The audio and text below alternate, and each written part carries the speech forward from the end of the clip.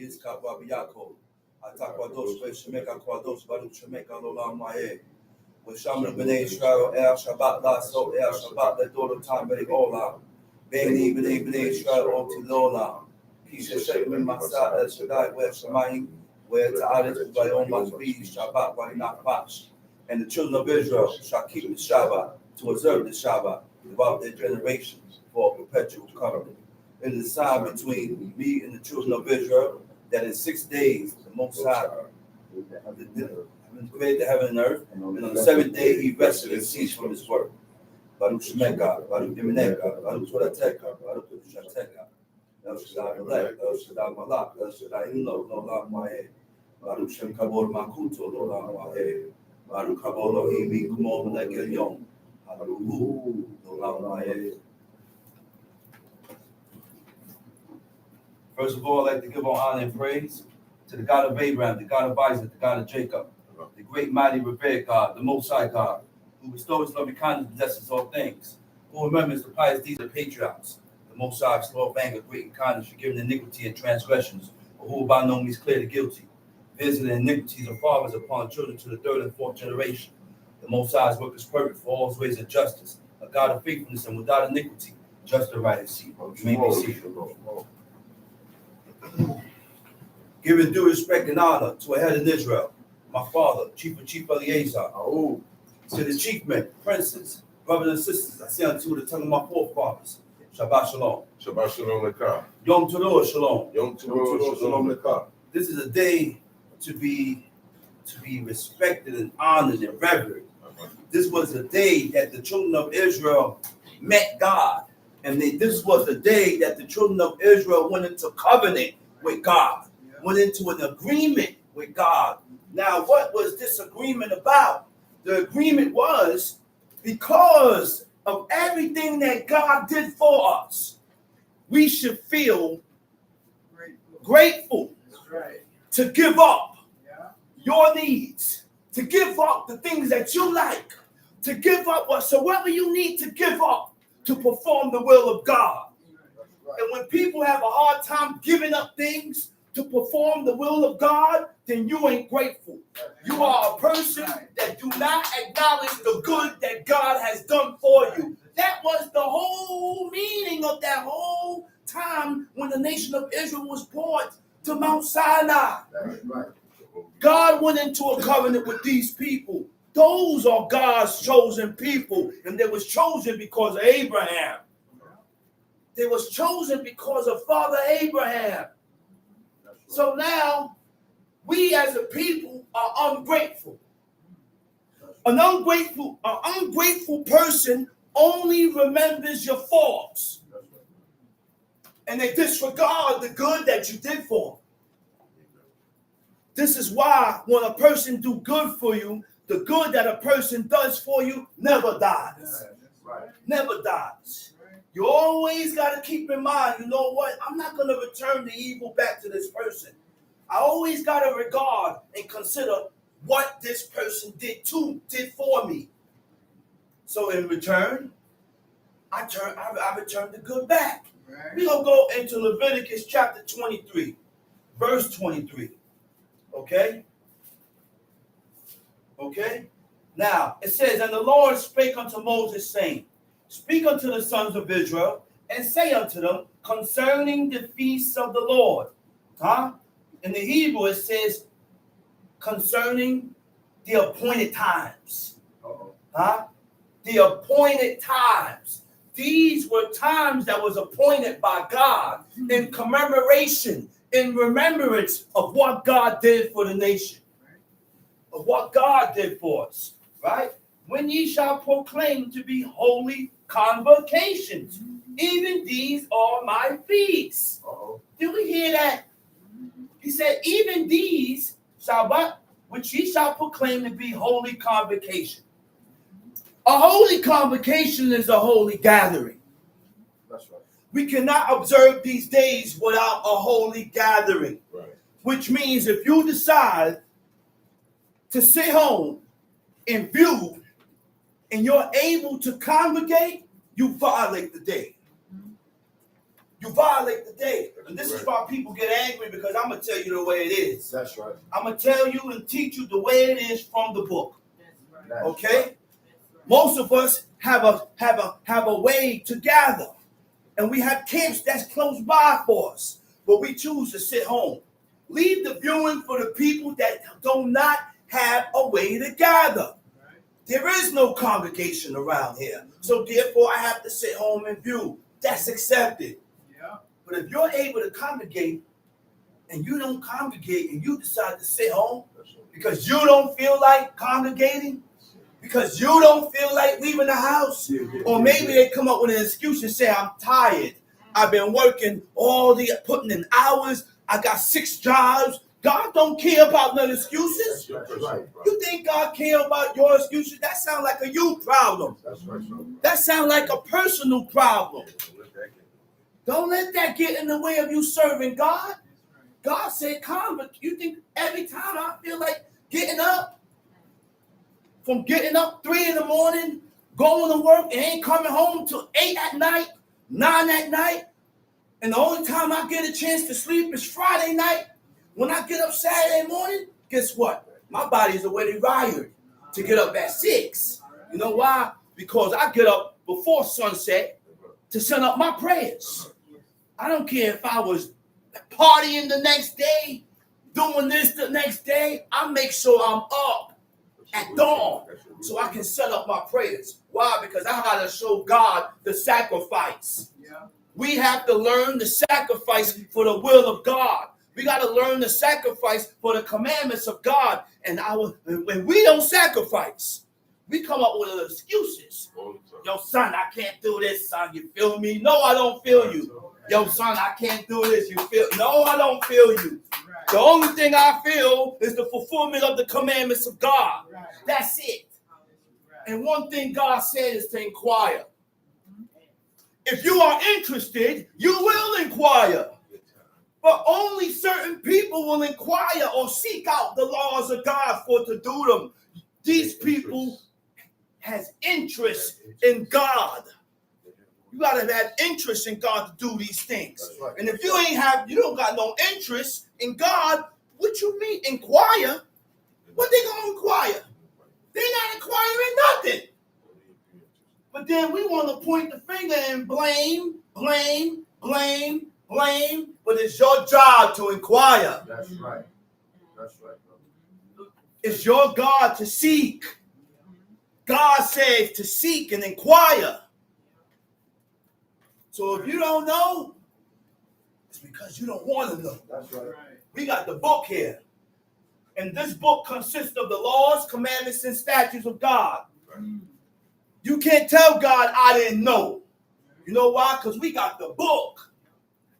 The book is right here. You didn't know because you wasn't reading. You didn't look it up. You didn't seek out. Our job is to seek God first. That's the first thing we have to do, is seek God first. And all the rest of the seeking come after. Put the time in for the Lord God. Why? Because he woke you up and he had done you good. In order for you to show your appreciation, you have to show your appreciation and your love for God by fulfilling these laws, commandments, and statutes. That's the only way you show your appreciation towards God. By fulfilling what God said to fulfill. By doing these laws, commandments, and statutes according to how it is written. If you ain't read it there, why put it there? I said, if you didn't read it there, why you put it there? See, we don't have, like I always say, and I got to keep repeating it, we don't have Moses here to explain this. We don't have nobody here that is inspired by God to explain this. We got a lot of people that explain the law, but their explanation be off. They explain the law, but it doesn't coincide with what the book says. To where when a person starts to explain, you look at him and say, listen, brother, I didn't read that there. Hey, listen, sister, I didn't read that there. What are you talking about? See, we start talking and start running our mouth and spitting things that comes off to the side of our head. And it doesn't correlate with what God said. Okay? He said 6 days shall work be done. But the seventh day is the Sabbath of rest, a holy convocation. I said a holy convocation. He said 6 days you may work.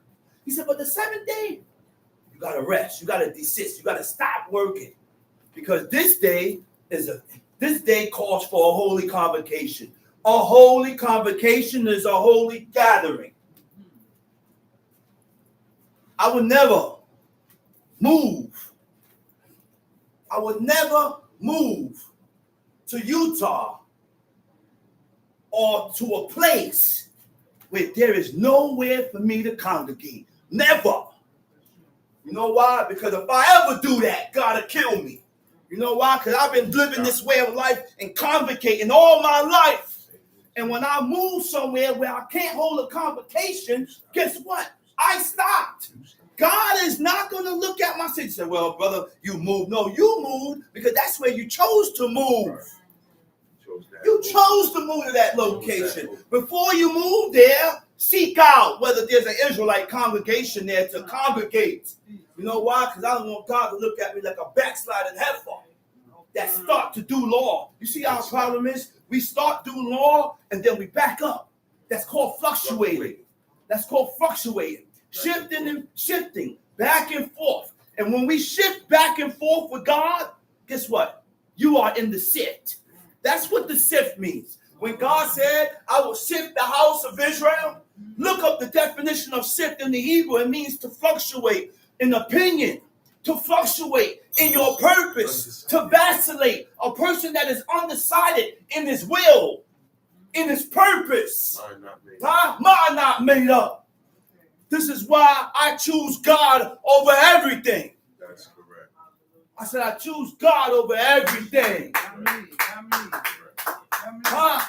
At that point in time, by me choosing God over everything, you think I give a hoops about a rent? Okay. You think I give a hoops about a mortgage? You think I give a hoops about a light bill? You think I give a hoops about a gas bill? I will not desecrate God's day and go work. Would not. Would not. And that is the determination that the people need. But I can't force the determination on you. I got that determination in time and from the upbringing of my father, teaching me the importance and the severity of keeping God's laws. Yeah. Of keeping God's law. That's how important this is. And we ain't going to realize it. We're not going to realize it until we are 6 feet deep. You tend to realize it before you get 6 feet. You're in the hospital and you start seeing strange things start to visit you. You start seeing strange things start to visit you. Why? Because you haven't put you haven't put God first. I say you haven't put God first. You gotta put God first, man. You gotta put God first, and that's what time it is. Why I say that? Why I say that? You know how long I have a streak of not missing Shabbat. I have a streak of not carrying burdens. My father had us not carrying burdens on Shabbat since the 90s. You think I'm going to take that streak and go outside and start carrying things in my hand? No. You know why? Because God got a special look for people that follow after the laws and the ways and the customs of their father. So I'm going to pick up on my father's footsteps so I can gain God's attention towards me for righteousness. That's right, brother. I'm not coming up with nothing new that my father ain't teach me. No. I ain't coming up with nothing new that my father ain't shown me. Your father, your leader ain't tell you that. So stop coming up with hang-ups and things that your head, that the leader, that your father ain't shown you. Because you know what? Those are the things that cause you to go aside. I said, those are the things that cause you to go off. Let's read it. Go back to Leviticus that. chapter 23, Uh-huh. verse 23. Leviticus chapter 23, verse 23. And the Let's Lord read it. spake unto Moses, saying, Speak unto the children of Israel, Uh-huh. saying, In the 7th month, in the first day of the month, In the 7th month, in the first day of the month, shall ye have a Sabbath. shall ye have a Sabbath. The Hebrew word for the Sabbath is what? Shabbaton. Okay? Shabbaton means a general strike. Huh? And when it's a general strike, work stoppage, work stoppage, a general strike, nothing goes down. Everything on a halt. I said, everything stops. Ain't nothing happening. Why? Because it's a general strike. Ain't nothing going in, ain't nothing coming out. We already there at the place. General strike. That's what Shabbaton means. Okay. Let's read it. In the 7th month, in the first day of the In the month, 7th shall month, ye in have the a first day of Sabbath. the month, shall ye have a Sabbath. A memorial of blowing A of trumpets. memorial. You know what a memorial is? A remembrance. These are things that God commanded us to remember. But we forget about these things. You know why we forget about it? Because God is not on your mind. You got a sister in here, man, named Sahaba. And that woman asked about all the appointed times since. You know when she asked? She didn't ask yesterday. When she asked, brother? She didn't ask 2 days ago. She asked September 4th. I dated it. September 4th. Commendable. You know why? Because this is her desire. Now we have seen that women have gained more determination for God than men. That's right, brother. That's right, brother. Make me angry, man. That's right, brother. That's Make right. me angry. That's right, man. That's right, brother. That's right, brother. Make me angry, though. That's right, brother. Women have gained more desire to serve God than men. You got these God-forsaken men complaining and crying out, and then want to blame you. I'll get punched. Yeah. What you want, man? About emotion with them. Yeah. Dealing with the law. That's correct. Come on, man. Let me read you what this sister said. You think it's a game? Yeah. Huh? Let me read you what this sister said. And maybe you God-forsaken man could gain and learn a mindset. That's right. This is a godly mindset from a woman. That's right. She said, I am humbled, chief. Can't serve God without humility. That's right. As long as you keep pushing your head up, like you know everything, God gonna kick you. That's right. Humility. That's right, brother. He said, all those years, I thought I was in the truth, observing the set-apart times. Huh? Only to find out I was committing idolatry. You know why she said that?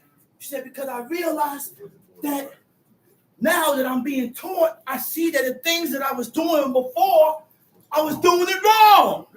That's why we ain't got no time to be playing with God. That's right. You think you got time? That's right. You think God is waiting for you to get it right? You better get it right now and sacrifice yourself for the laws and the commandments of God. Stop playing with him. Stop playing with him. She said, while doing it, the Most High could have killed me in that state. A lot of you Negroes, God could have killed you while you violating in your violation. That's right. You hear me? I said, in your violation, God could have killed you. So get right That's right. before the dreadful coming day of the Lord. Get it right, man, and stop playing, man, before God kill you in your iniquity. And the Most High could have killed me in that state or allowed me to stay in ignorance. I am so grateful. You hear this? She said, I am so grateful, but so unworthy. You hear that? No pride. No pride. She said, I'm grateful, but unworthy. They ain't got too much pride. I don't hear men talking like this, man. They ain't got too much I don't pride. hear men talking like this. But yet we want to come down and leave the woman alone. A lot of women got a heart. And they got the heart and the mindset to serve God. That's right, brother. They got certain hearts that you men don't have. That's right, brother. He said, I'm so grateful but so unworthy. If it wasn't for his mercy, if it wasn't for his grace an outstretched arm. Who knows? So I've been joyous and humble all day, realizing what a privilege these appointed times really are. Yeah. Huh?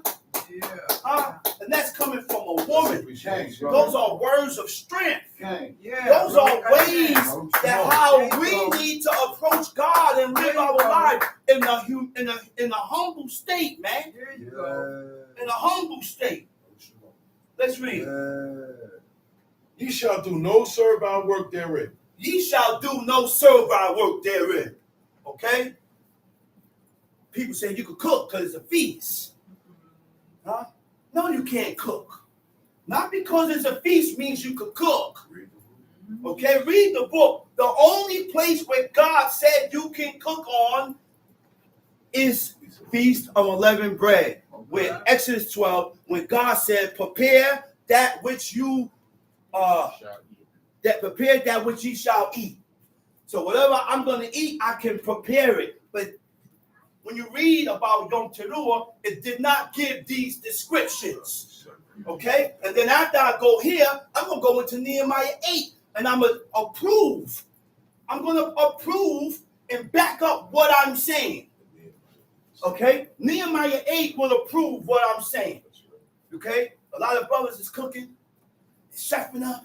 Oh, it's a feast. It's a feast. No.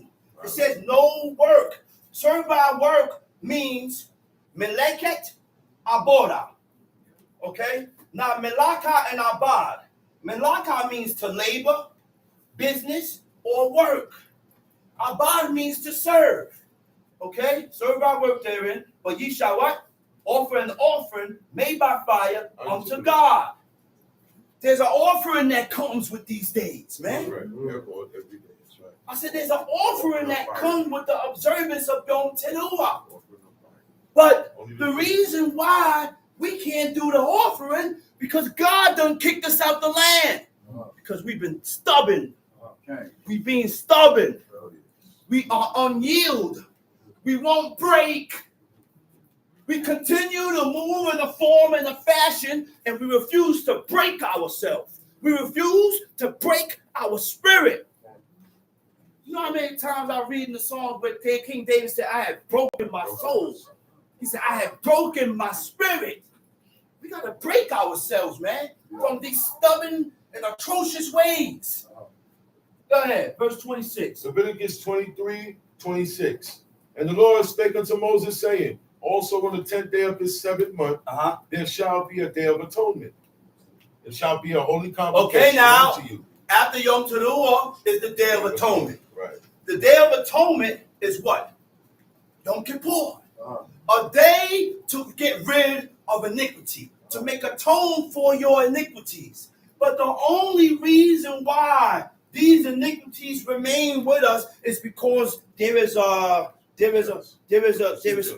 what? There's a procedure that comes. I said there's a procedure that comes with Yom Kippur, where the high priest, and God already commanded the high priest, he said, listen, he said, before you come into the holies of holies, he said, make sure you make a smoke. He said, because if you don't make the smoke, and you see me sitting on my mercy seat, he said, I'm going to kill you. He said, I'm going to kill you. So who said he don't have a form? God is God. He said, I am that I am. I will be that which I decide to be. I will become that which I decide to become. So when God said he moved his hand and showed Aaron his back parts, he saw his back. And then he could switch back into his spirit.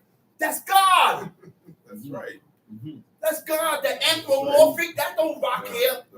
That don't rock here. You know who's the anthropomorphic? The Bath. That's right. The Bath is anthropomorphic. That, come on, man. So the Day of Atonement.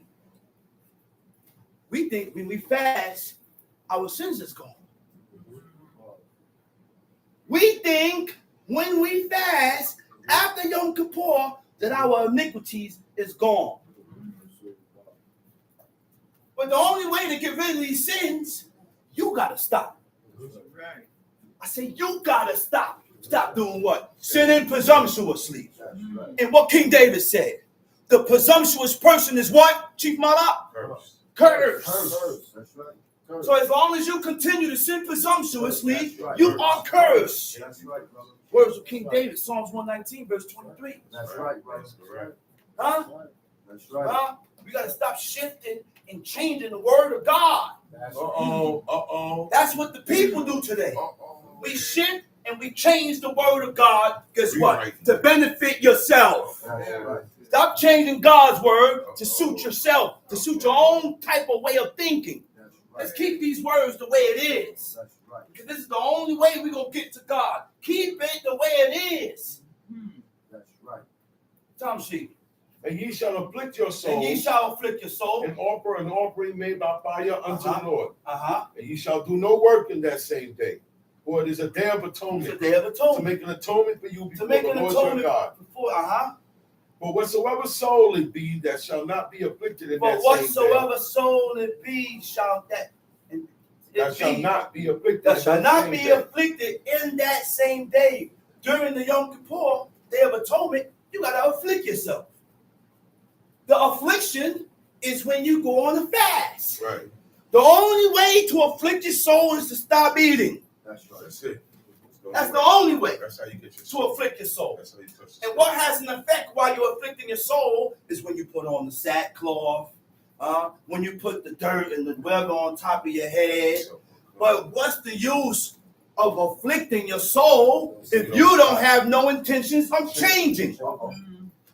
What effect is this fasting going to do if you don't have in your mind to change towards the laws and the commandments of God? That's the purpose. Huh?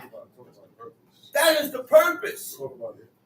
That's the purpose. We ought to have a mind frame to change towards God. And if we don't have the mind frame or the mentality or the determination to turn towards God, guess what?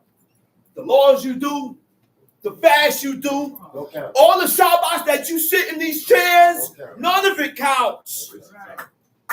You might as well go out there and celebrate Easter, Thanksgiving, Xmas, Halloween.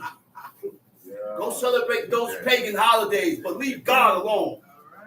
Because you don't have in mind, you don't have the mindset to change. We continue to remain the same way, and we want God to accept us this way. I don't see no changes 10 years before. The same person you was 10 years before is the same person I see now. You have to have not you.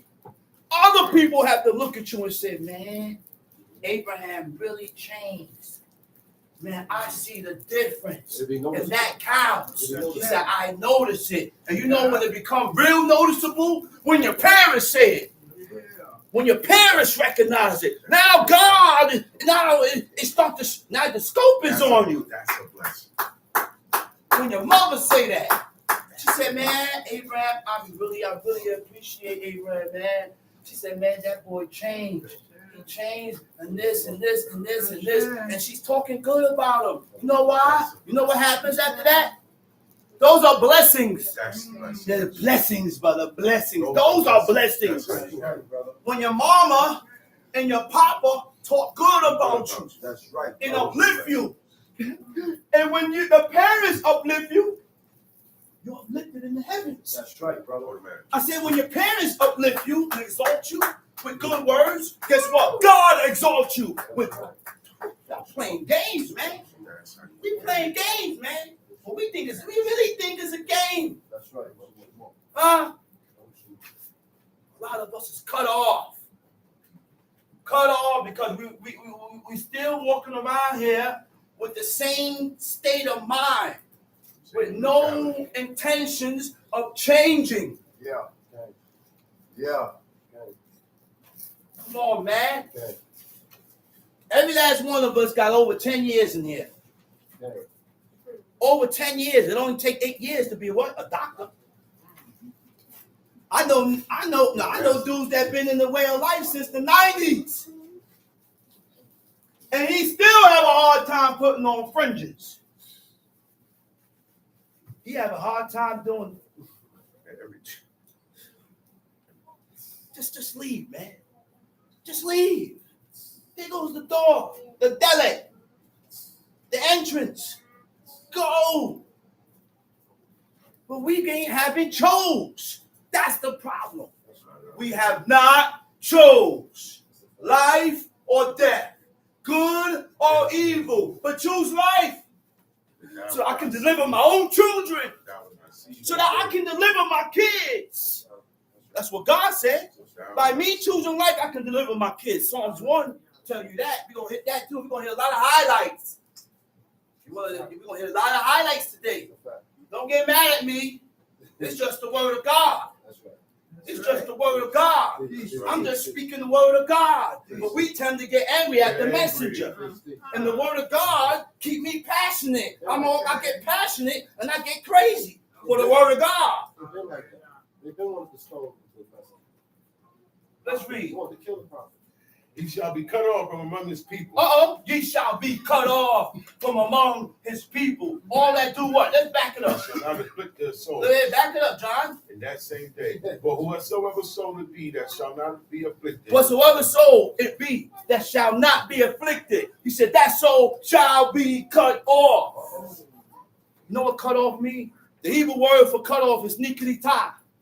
Okay? Nikritah means to be cut off. It means to be alienated. It means to be estranged. It means to deny. It means to betray. So when you alienate God, or when God has alienated you, what does it mean? To cause someone to isolate yourself in your mind because of your evil actions against God. Wait a minute. You know what isolate means? I chose to move to Yugoslavia. I chose to move to Yugoslavia, and I don't have no place to congregate there. You isolated yourself. Well, brother, you come up all the excuses of why I went to Yugoslavia. I went there because of this, and because of this, and because of this, and because of this. But the real reason why is, why did God move you to move to Yugoslavia? Away from a holy convocation. Think upon that. I said, think upon that. Think. That's deep. What does estranged mean? You know what estranged means? Turning away from someone to have no connection. That's deep. Know what that means? There isn't no connection between you and God. Yeah. God doesn't estrange himself from you. There is no connection. That's why when you call, God don't hear you. That's why when you call, there's no answer. Nothing happened. Because we are estranged from God. Huh? To deny means what? To deny means what? When one refuses to admit the truth or existence. We got a hard problem accepting the truth. When the truth is read right here in the book, thou shalt not. Don't do, you shall do. That's right. And we disagree with it. That's right. Why? Because you don't like it. And I want God to accept me the way I am. So therefore, I'm going to continue in this form of fashion, whether you like it or not, Lord. That's what we're telling God. Whether you like it or not, we do that with our actions. We do that with our actions. And then we turn around and bend the knee and pray. You should be ashamed of yourself. You should be ashamed of yourself. To betray means what? Failure to repent. I've been repenting before Yom Kippur. I've been picking up fast before Yom Kippur. And sending up prayers and hoping to get rid of some of these iniquities before Yom Kippur. We so filthy, we can't wait for Yom Kippur. That's right. We can't wait for Yom Kippur. He said in Leviticus 20:26, he said, and they shall confess. That's right. That's right. He said, and they shall confess. Amen. Which means ain't nobody, the ones that's acknowledging their ways before God and there's at fault with God, they're going to pick up on the fast and they're going to just confess. And it ain't going to be Yom Kippur. That's right. It ain't going to be Yom Kippur. That's a fact. Huh?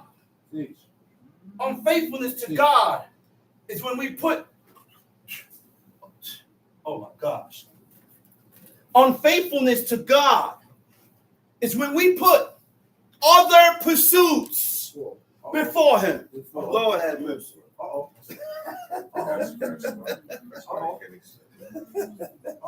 I ain't said it. Merriam-Webster said it. That's the meaning. That's the meaning and the definition of the word. So you want to get angry at me? Go dig up Merriam-Webster from the grave and scream at her and beat her body.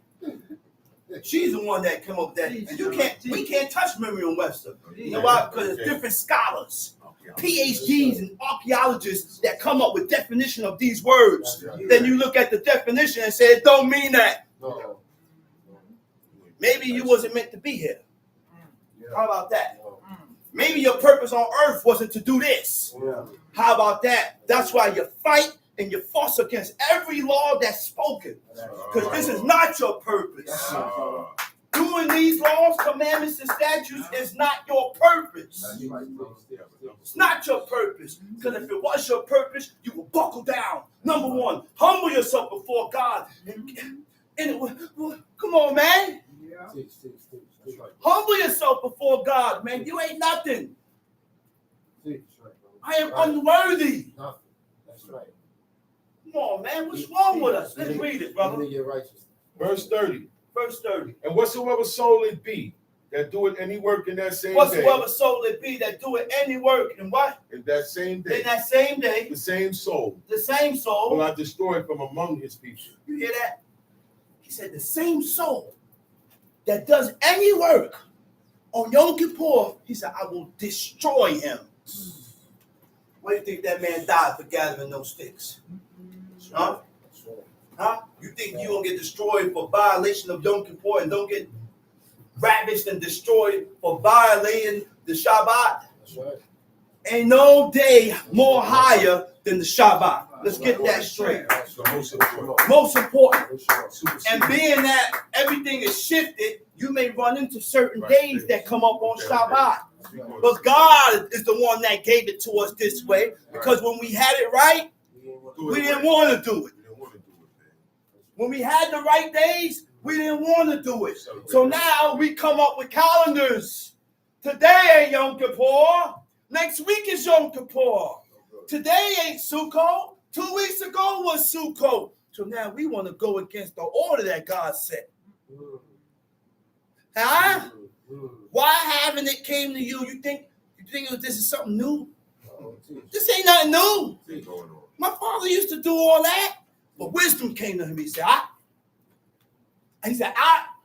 we going back to the calendar, what God gave us. That's right. That's correct. No matter what you do, you're never going to get it right.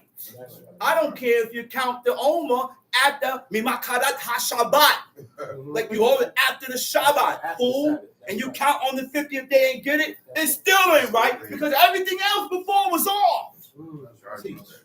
So our job, your job, is to accept of the punishment and follow what God gave us, which is this calendar. That's right. That's it. All that other foolishness y'all want to come up with, it's foolishness. It's foolishness, man. Let's read it. You shall do no manner of work. You shall do no manner of work. It shall be a statute forever throughout your generations in all your dwellings. What verse we at? 32. Read it. It shall be unto you a Sabbath of rest. Sabbath of rest. Afflict your souls. And ye shall afflict your souls. In the 9th day of the month at even, from even unto even. Ye shall celebrate your Sabbath. And the Lord spake unto Moses, saying, Speak unto Wait a minute.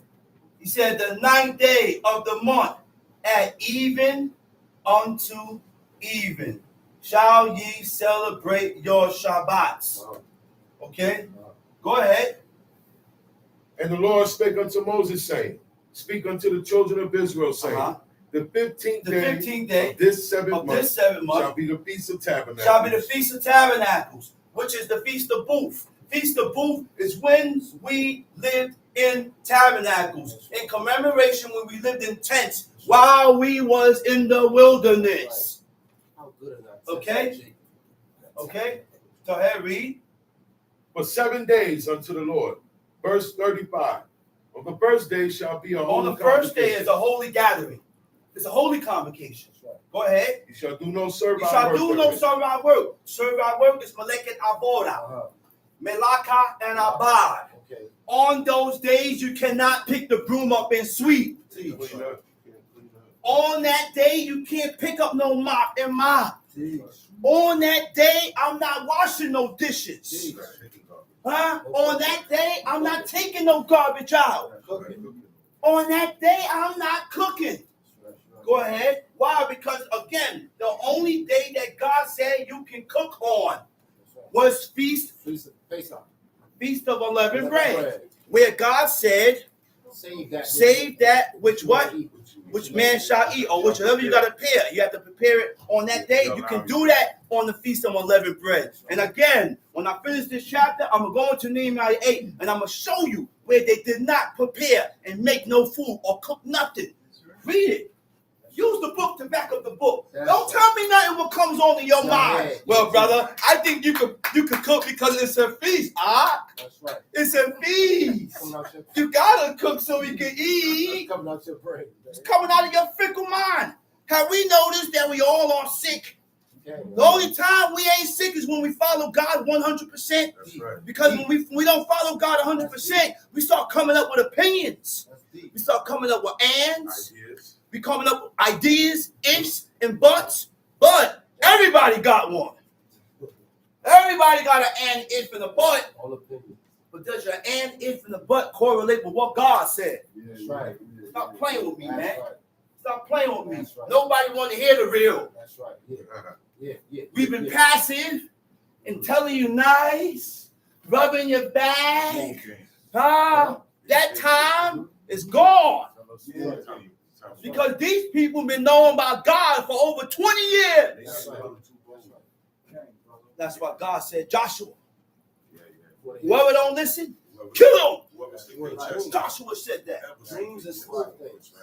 God told Joshua, listen, man, anybody ain't listen, Joshua killed him. That's right.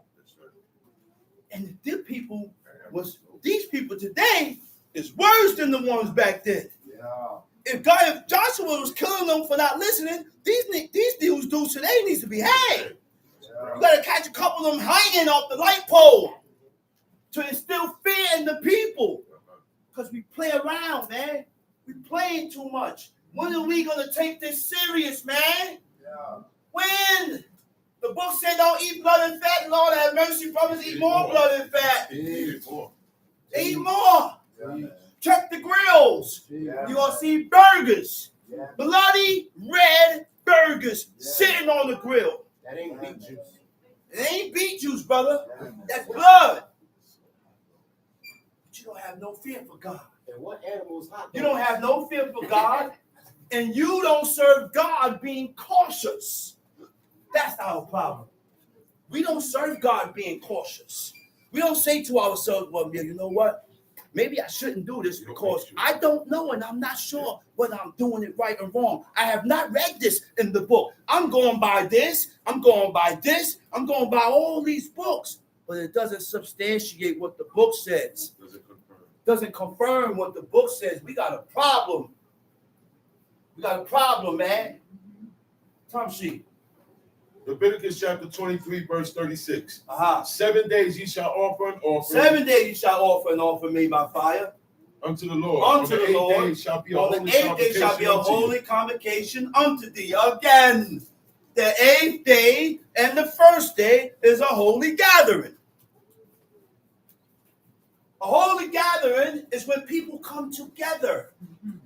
Not sit home, sleep, turn, toss, look at the time, get up, look at the teachers, fall asleep again. Do you think that's a convocation accepted by God? Where I stay in my bed, take a nap, wake up, look at the little teachers, fall asleep while I'm looking at it, wake up again. Yeah, teach. A little sleep, a little slumber. A little folding of the hands. Damn lazy people, man. You damn sluggards.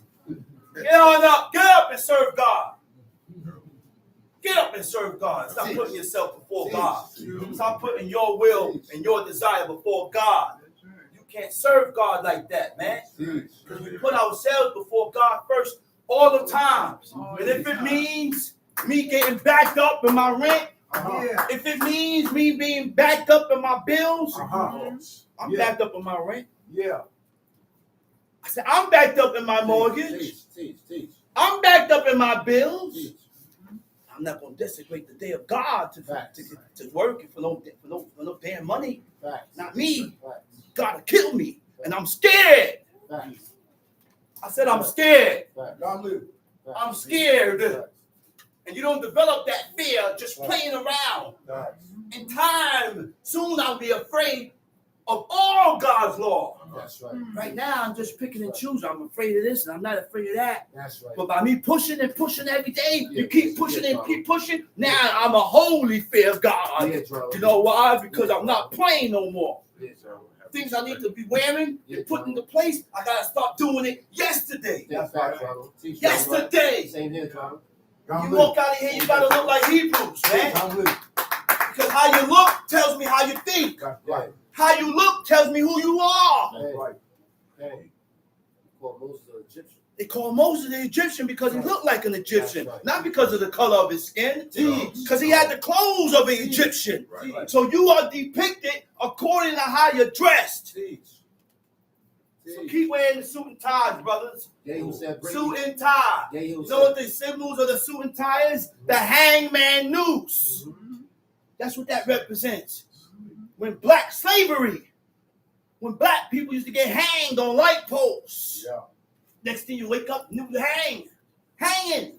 That's what the necktie, the bow tie, when you put it on, the shirt collar, that's what that represents. He said, bring me vestments. There's a significance of the meaning of a collar also. I don't wear none of that. My father ain't teach me to wear that. Strange apparel, man. Those things are strange and foreign. He said, bring me vestments of bill. And Yehu said, bring me vestments of bill. So there's a vestment that goes according to bill worship.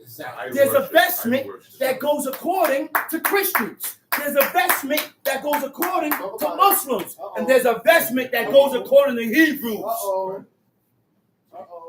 Let's read it. Teach. And ye shall offer an offering made by fire unto the Lord. It is a solemn assembly. It is a solemn assembly. You know what a solemn assembly is? A solemn assembly is a gathering for the purpose of worship. That's what a solemn assembly is. It's a gathering. But people thrust God to the side and say, I'm going to sit home.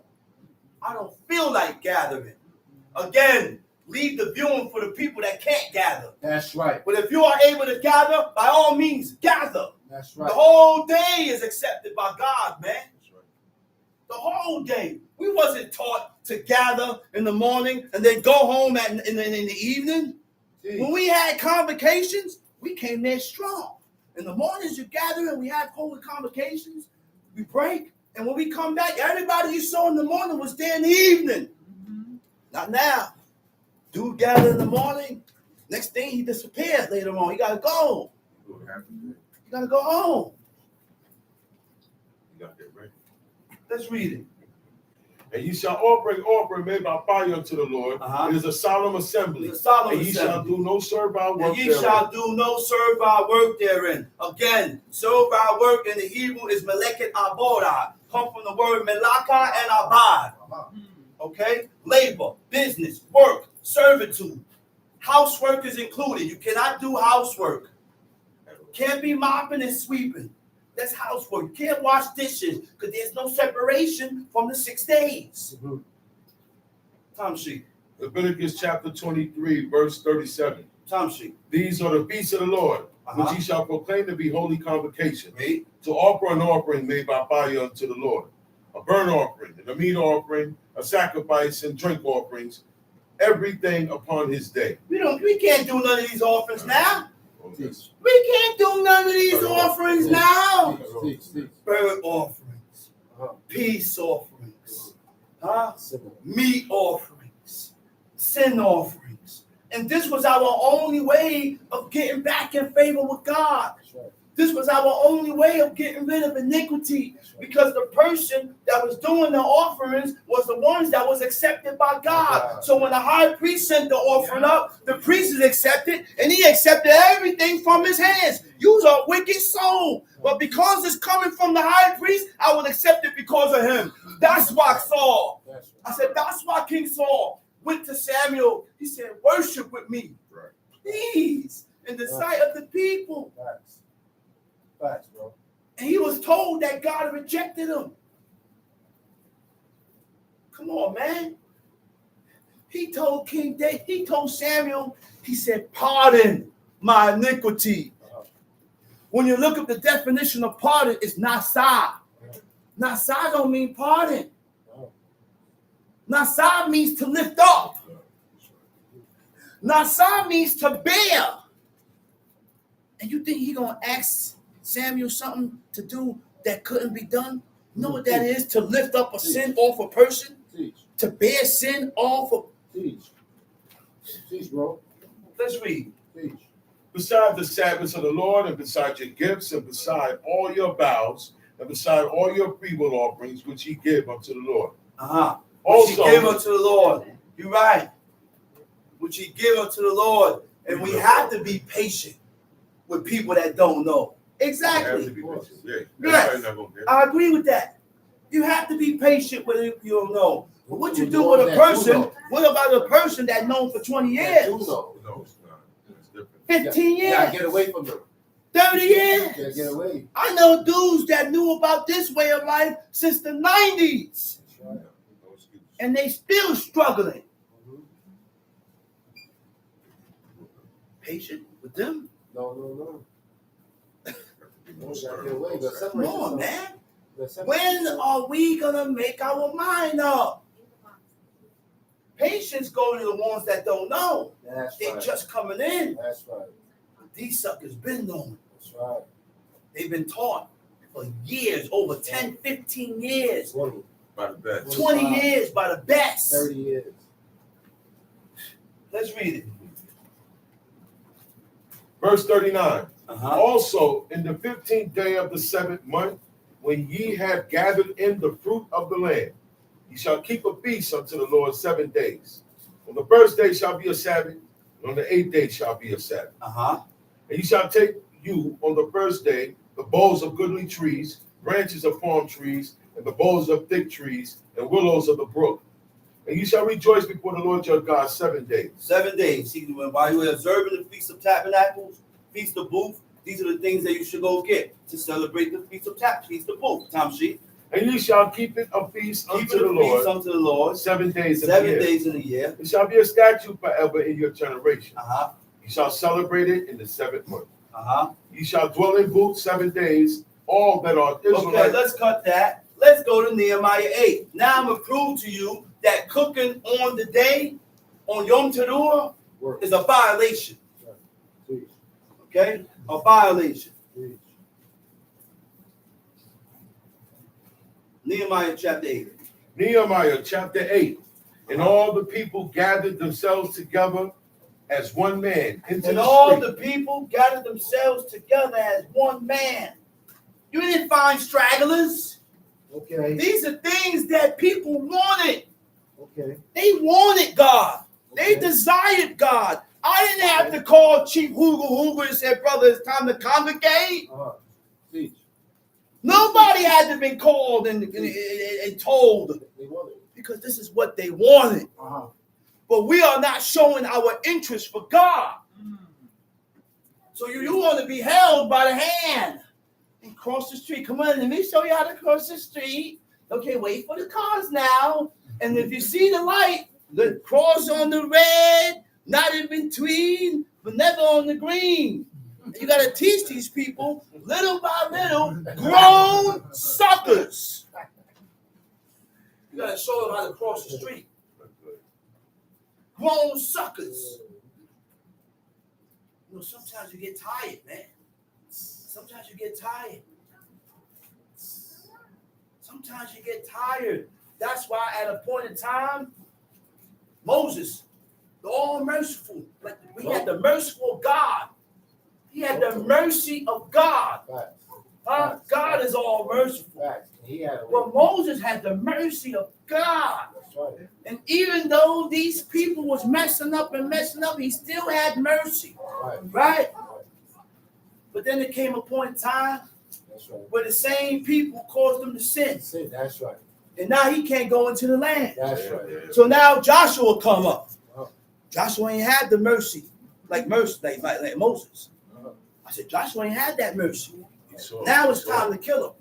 As soon as you don't listen and you violate, kill him. You didn't go to God for Achan and said, deliver him. No. You done messed up, Achan. And you brought down your whole family. Everybody's dead. He said, thou hast troubled Israel. You gotta go. Tom sheet. Read verse 1. Nehemiah 8. The people gathered themselves together as one man into the street. That was before the water gate. Mm-hmm. And they spake unto Ezra the scribe. And they spake unto Ezra the scribe. When I looked up the definition of that word, it went a little deeper.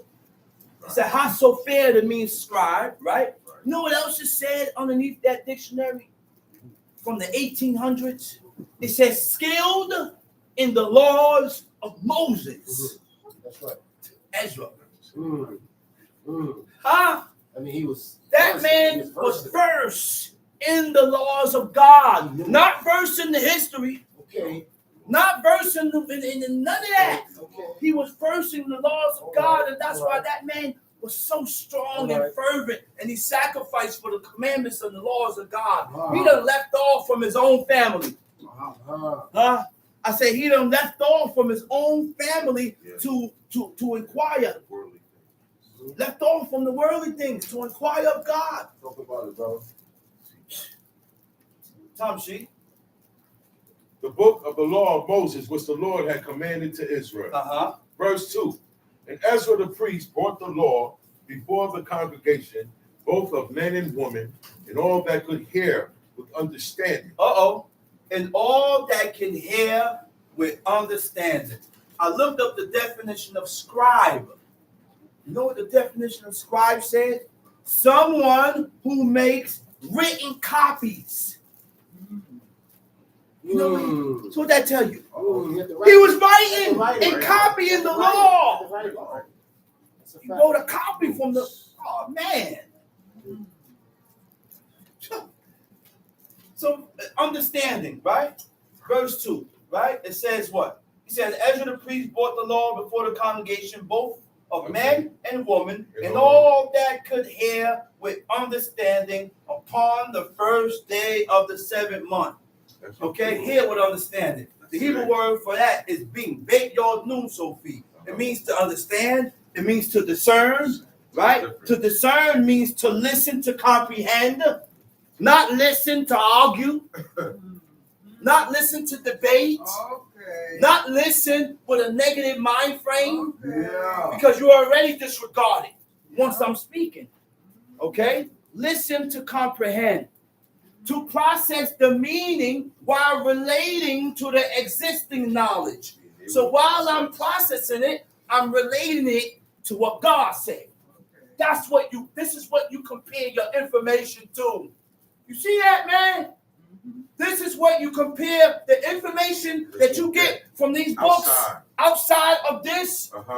You compare it with this. And if it doesn't correlate with what God said, with what's in this book, leave the information alone.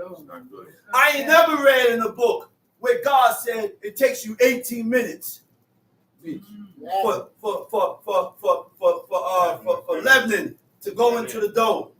So you know what? I don't accept it. You know why? Because it's all Judaism. You know what else is Judaism?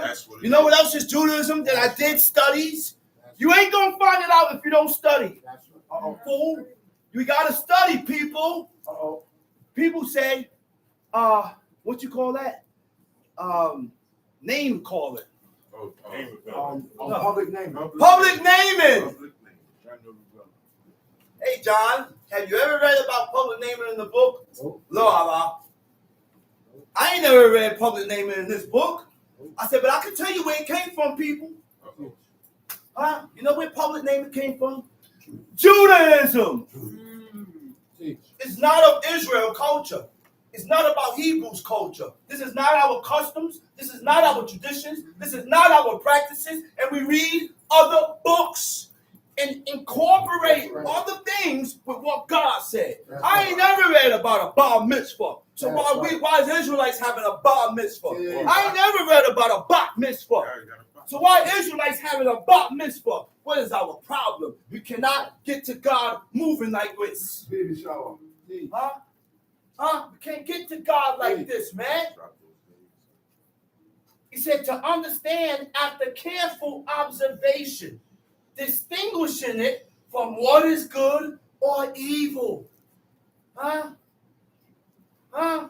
Which means when you get these information, you got to be able to put a separation between what is right and what is wrong.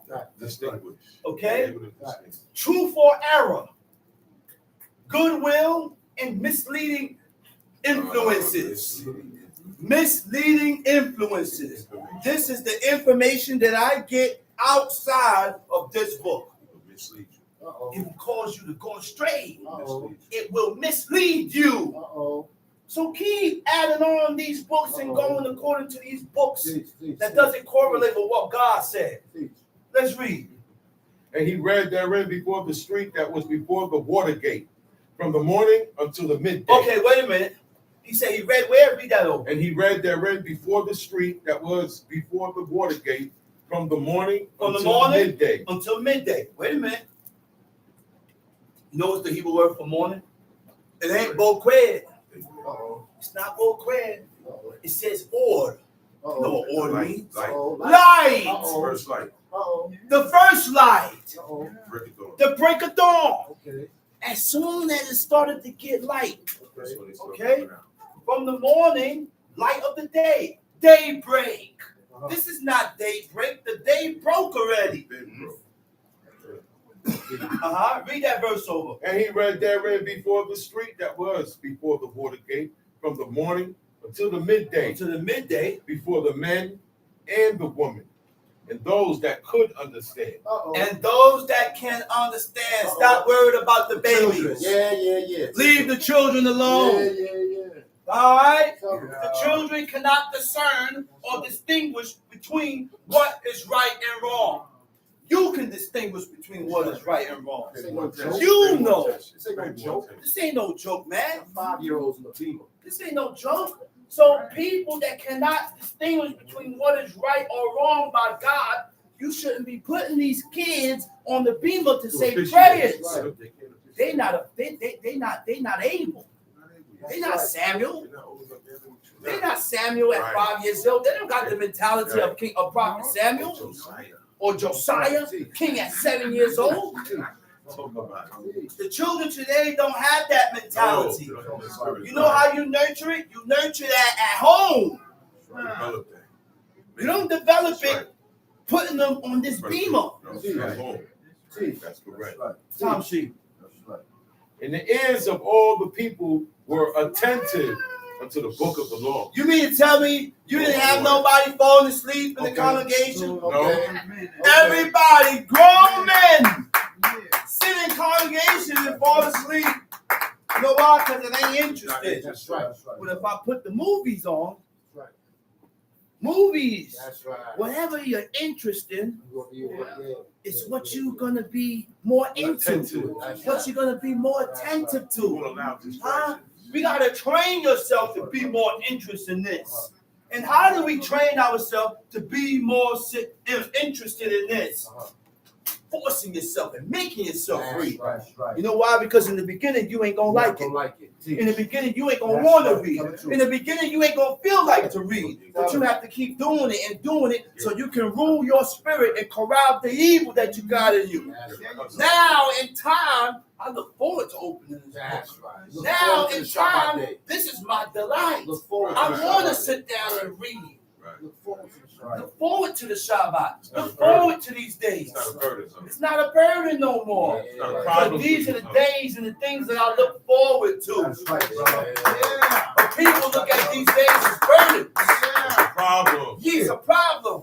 It's in the Come to way. teachings on Shabbat with their face upside down. Lamb's horn. And as soon as the day is over, Yeah, like it's that. time to go. Shalom, ma. Yeah. And the other brother look at it and say, man, where you going, man? Relax a little bit. It's Shabbat. It's a feast. There's an order of how to observe this day, this feast. There's rules to this That's feast. right. That's correct. Let's read it. That's right. Verse 4. Verse 4. And Ezra the scribe stood upon a pulpit of wood. Ezra the scribe stood upon a pulpit and where? Of wood. Of wood. Which means what? He stood above the people. And anybody that stand above the people, you're responsible. I said anybody. This is not a light thing to be standing above the people. Hey. You are putting yourself in the position with God that when you mess up, he and this person mess up, he gonna deal with you worse because you stand above the people. You're an example to follow. So this is not no play. This ain't no game. This is why when people that stand above the people do things, they say, man, they make a big thing out of it. They say, man, this brother be up here teaching and this, and look what he did. Yes, because the people expect better from you. God expects. That's God right. expect better from you. So you can't come up here and play no games, man. That's right, brother. You better all sitting down than to come up here and expound on God's word and do opposite. Right. You come up here expounding on the Lord God of his and on his laws, and then you go home and do completely opposite. You are only this way when you are around us, around your brothers, but you're not like that. You're not really like that. It's not fun. You're not like that.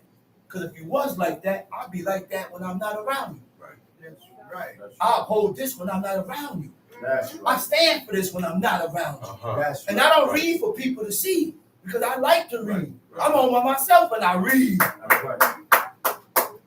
And I put hours, 2, 3, 4 hours of reading. That's right. You know why? Because I want to learn more. I want to know what to do so I can save myself. We think we saved. That's the Why don't you go in the church then? You think you saved? Go in the church and bow to the cross with that fool doing the karate man. That's right. What do you call it? Karate kid. That's right. Daniel's son. That's what you're doing. The Daniel's son. Go ahead. Go back in the church. That's where you belong. Yeah. Because all we think is that all we got to do is do Shabbat, put on a little fringes, come out to a little convocation. We don't even do that right. We don't even do that right. Because according to the law, we shouldn't be having on blue fringes. That's right. Because in the Hebrew it says patil tekelet. Patil tekelet means a thread of blue. And God commanded us to put the fringes upon the 4 corners of your vesture, which means the fringes supposed to be on corners. Yeah. And if you don't have on corners and you put the fringes on, guess what? It's not accepted. Follow the rules. God's not going to accept it. What you said, brother? Follow the rules. In order for these laws to be accepted, we have to follow the rules distinctly, according to what it says in the book, for it to be accepted. When you do your own thing, it's not accepted. Pervert. It's not accepted because you done perverted it. You done changed it. It's not accepted. God said your vesture, your covering. So every covering that you, which means ketsuka, That's right. every covering is supposed to have fringes. I got fringes on my t-shirt. I got fringes on my garment. I put small fringes on my coat. Small fringes. Okay? Yeah. The only time the dress have fringes if it's a robe or all in one. Right. Okay? If it's a one piece. But if you have on a dress from the waist down, you ain't got to put no fringes on there. Fringes don't belong down there because God said ketsuka. And he went deeper. He said vesture. That's right. A vesture. That's right. That's your top piece. Tamshi. And Ezra the scribe stood upon a pulpit of wood, which they had made for the purpose. And beside him stood Mattithiah, Shema, Ananiah, Uriah, Hilkiah, Maaseiah on his right hand. Not just anybody. These was designated people. Right. Not today. We're supposed to have designated teachers. Everybody can't come up here. Everybody's not qualified to come up here. And this is why people come up here that's not qualified, and they speak and they say things off the side of their heads. Teaching people the wrong thing. That's right. There's a requirement that comes with this. There's a requirement that comes with being an officer. Able men. That's right. Able men. Such as fear God. Such as fear God. Hated covetousness. Hated covetousness. Right. He said, fear God. You know what hated covetousness is? You know, unjust gain. I don't want nothing that don't belong to me. And I'm not trying to get nothing that doesn't belong to me. I'm not going to try and trick you to get what I want. That's unjust gain. We make thieves chiefs and princes. We make liars chiefs. We make anybody chiefs. All you got to do is have a little money. You got a little money? Oh, he's a chief. Yeah. He's a chief. See, He's a prince. Lord's right hand from his brother. If you can see your appearance in the man's head, they put him up there for an example. That's not the example. That's not how Israel looked. Right. We ain't come towards serving God being bald. Why is your keeper fitting so nice and fitted? Right. Why? That's right. We didn't have bald heads in Israel. No. And these are the people that come up here and teach. And when you come up here and teach with a bald head, then guess what happens? You know what happens when a person come up here with a bald head? I'm teaching the people that it's okay to bald my head. That's right. Just by seeing that. Because you're an example, brother. Sit your butt down until the fur grow back on your head, man. Don't come up here bald face and bald head. Because that's not the description or the appearance of a Hebrew. And this is what we don't take none of this serious, man. We don't take this serious, man. We play games with God. And we want God to accept us that way. We got a problem. Let's read it. Exodus 18. Exodus 18. Nehemiah chapter 8, verse 5. And Ezra opened the book. Opened the book in the sight of all the people. Read. For he was above all the people. But he was above all the people. And when he opened it, all the people stood up. The people stood up. You know why they stood up? Because they stood up for respect of the laws and the commandments of God. That's why I teach my kids. When you go to school and you hear the Pledge of Allegiance to the flag, you better not stand up. Because the only allegiance you pledge to is God and His laws. The teacher come to you, you got to stand? No, I'm not standing. You got to call my parents because I'm not standing for it. I know what my father and my mother told me. And you only pledge allegiance to God. We only pledge allegiance to those commandments, to those laws. So we don't stand during the Pledge of Allegiance to some flag. Because we ain't Americans. We Hebrews. Let's go. And Ezra blessed the Lord. And Ezra blessed the Lord, the great God. And all the people answered, so be it, so be it. All the people answered, so be it. Which means the people agreed. At that point in time, they truly agreed. Right. Ain't no patience there. You violate, getting it. Nobody's agreeing today. Ain't nobody agreed with God. Because we in and out. I said we in and out. Tom Sheep.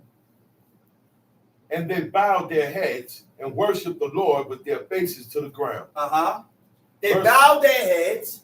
Wait. You missed the part, didn't you? The lifting of the hand? Yes. Okay. They said, so be it, so be it. Now we're going to learn the structure, the position that we should take when we pray. Because a lot of us stand before the east with our hands like this. You see, brothers, the east is harmonies. Then you have people while prayers is going on. I'm talking to you. This one talking over here. This one standing over here with his hands like this. There's only one posture that is accepted. Prostration and the lifting up of your hands as a man that's swimming is what the book says. Both hands. This ain't, you can't swim like this. If you swim like this, you're going to drown. You're not a crocodile. You're not a crocodile, brother. Read Solomon. First Kings. First Kings. Right. First Kings 8. All right. This is not stretched forth. The lifting up of your hands, you got to stretch your hands out. That's right, brother. This is total submission. That's right, brother. When you feel, he said, hey, put your hands up. Put your hands up. Put your hands up. He's okay. Put your hands up. Right, bro. I ain't got nothing. I'm good, officer. Bend the knee and you lift your hands up for the police. The police. Lift your hands up for God. Show your submission to God. Yeah. There's only one way. There's only one position. Teach, bro. Teach, bro. Get it. We don't do prayer hands. That's right. I had to correct myself. Yeah. I had to correct myself just now. Wisdom came to me and said, oh, you better get that paper, brother. Get it, I said, I done turned my mother down. I'm going to show you the heights of honor. That's right. I'm sitting up here talking about the book. So my mother wanted to give me a note. So I said, all right, I don't need it. She put it down. Immediately, something came to me and said, you better get that. You better check yourself. He said, because I done turned my mother down. I said, I done turned my mother down. She gave me a paper, and I told her no. I said, look, you know what? I said, let me get the paper. Excuse me. It's a lot, El Shaddai, because I don't want my mother to think I turned her down. Because you turn your mother down, that goes under dishonor. That's that easy to dishonor your parents. And if God ain't with you, you ain't gonna know. He ain't gonna show you. You ain't gonna show you. These are all the places of the posture that shows you the position that we should take when we're praying to God. 1 Kings chapter 8, verse 22, spread forth his hands towards heaven.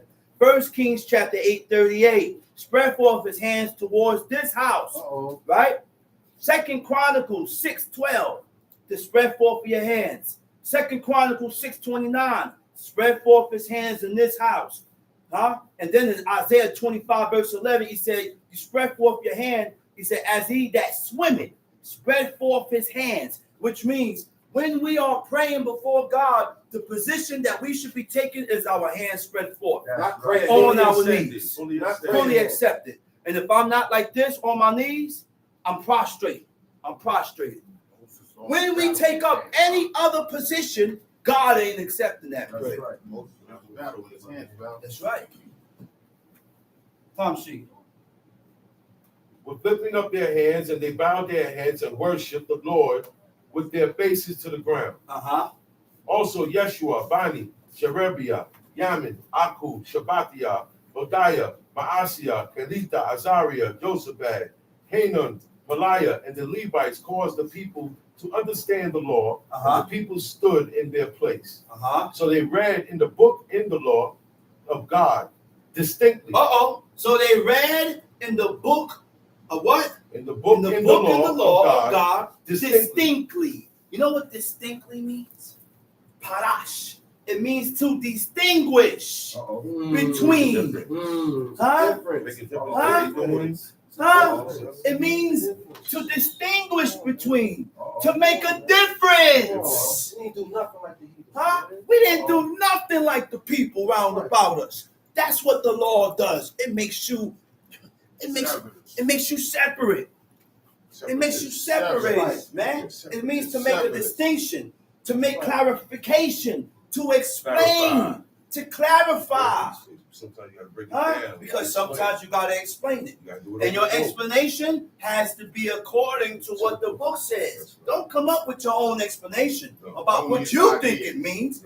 Well, everybody got an opinion. Well, everybody's opinion don't count. Because it's only one opinion. That's right. There's only one way to serve God. But everybody have an opinion. And this is why we have different organizations. So was your mind to go aside from the Lord? That's right. That's right. So they read in the book in the law of God distinctly. And gave the sense. It gave the sense. Wait. Sekel. means sense. It means the prudence or insight. You know what prudence is? I said, do we know what prudence is? Prudence means cautious.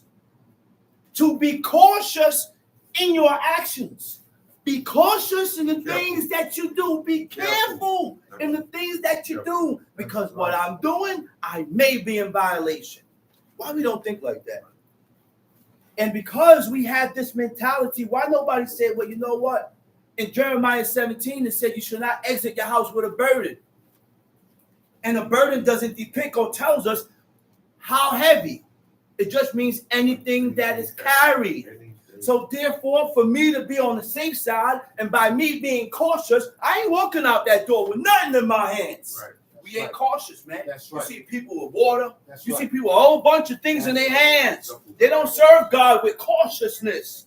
That's the only way to get to God. You have to serve God with being cautious. You may be in violation. You may not be in violation. So because of that, I stay away. I stay away. Huh? Cautious in your actions and decisions to avoid harm. It involves taking a thoughtful approach. Before I do it, before I move, think. Don't just move. Because I may make a rash move and offend God. Considering, now when I make a thoughtful approach, considering potential consequences. This might happen. If I move this way, this may happen. If I do this over here, this may happen. It may be a violation. It may be a violation. It may not be a violation. And because we don't have anybody here that is inspired by God to explain these things to us, guess what? I stay away. That's right. Because a lot of people got explanations. A lot of people have explanations, but their explanations don't coincide with what the book says. Let's read. Gave them the sense and caused them to understand the reading. Verse 9. And Nehemiah, which is the Shabbat, and Ezra, the priest, the scribe, and the Levites that taught the people, said unto all the people, this day is holy unto the Lord your God. Wait a minute. We just read in Leviticus 23 about Yom Teruah. Right. And when we read Yom Teruah in Leviticus 23, did God say it's holy? No. No. The reason why Nehemiah said it's holy, because we just came out of captivity. Okay?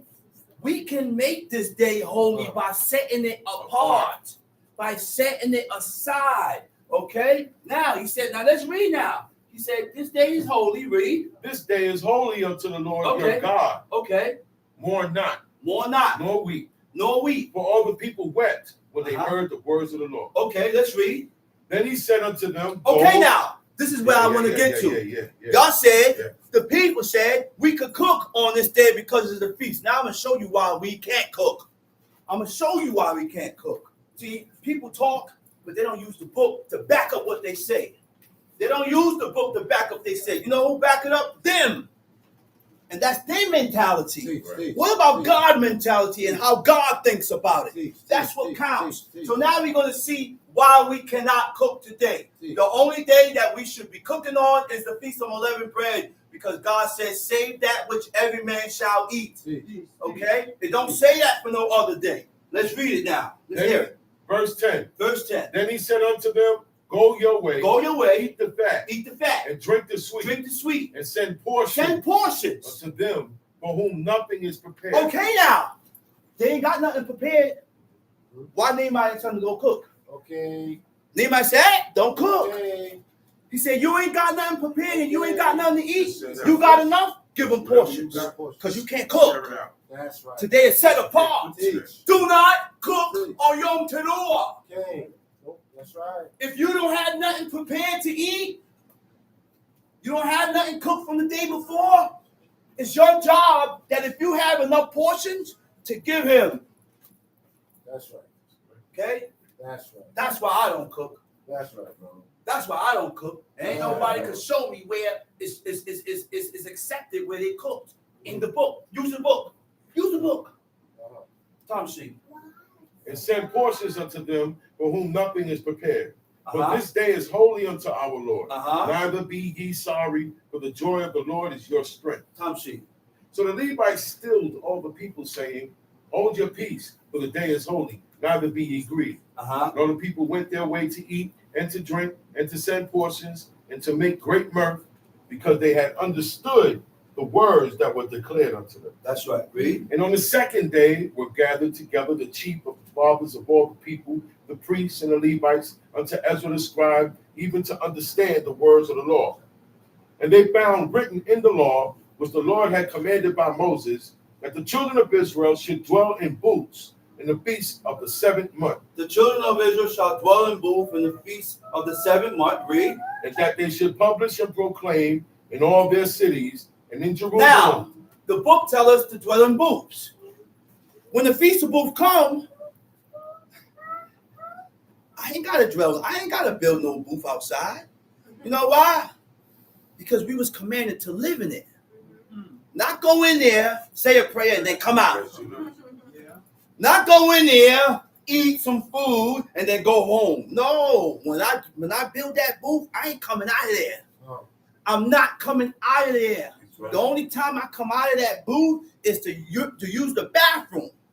Other than that, I live in the booth. If you ain't living in the booth, then it don't count. It don't count. Read Leviticus 23. It said, ye shall dwell in booths. Dwell means to live. Well, I just do it for commemoration. Okay, well, you could do that too. Don't look at me weird if I ain't build no booth. Don't look at me like I'm going aside because I ain't build no booth. Booth? I don't eat blood, brother. And I don't eat fat. That's right. I wear my fringes on corners. That's right. And I don't profane God's day. That's right. I don't mess with likenesses. I don't mess with abominations. I don't shave. And I don't ball my head. See all those laws I mentioned? All my garments are 100% cotton wool, linen, or silk. Name them. Tell me some more what you do. That's right, brother. We don't do nothing. That's right, brother.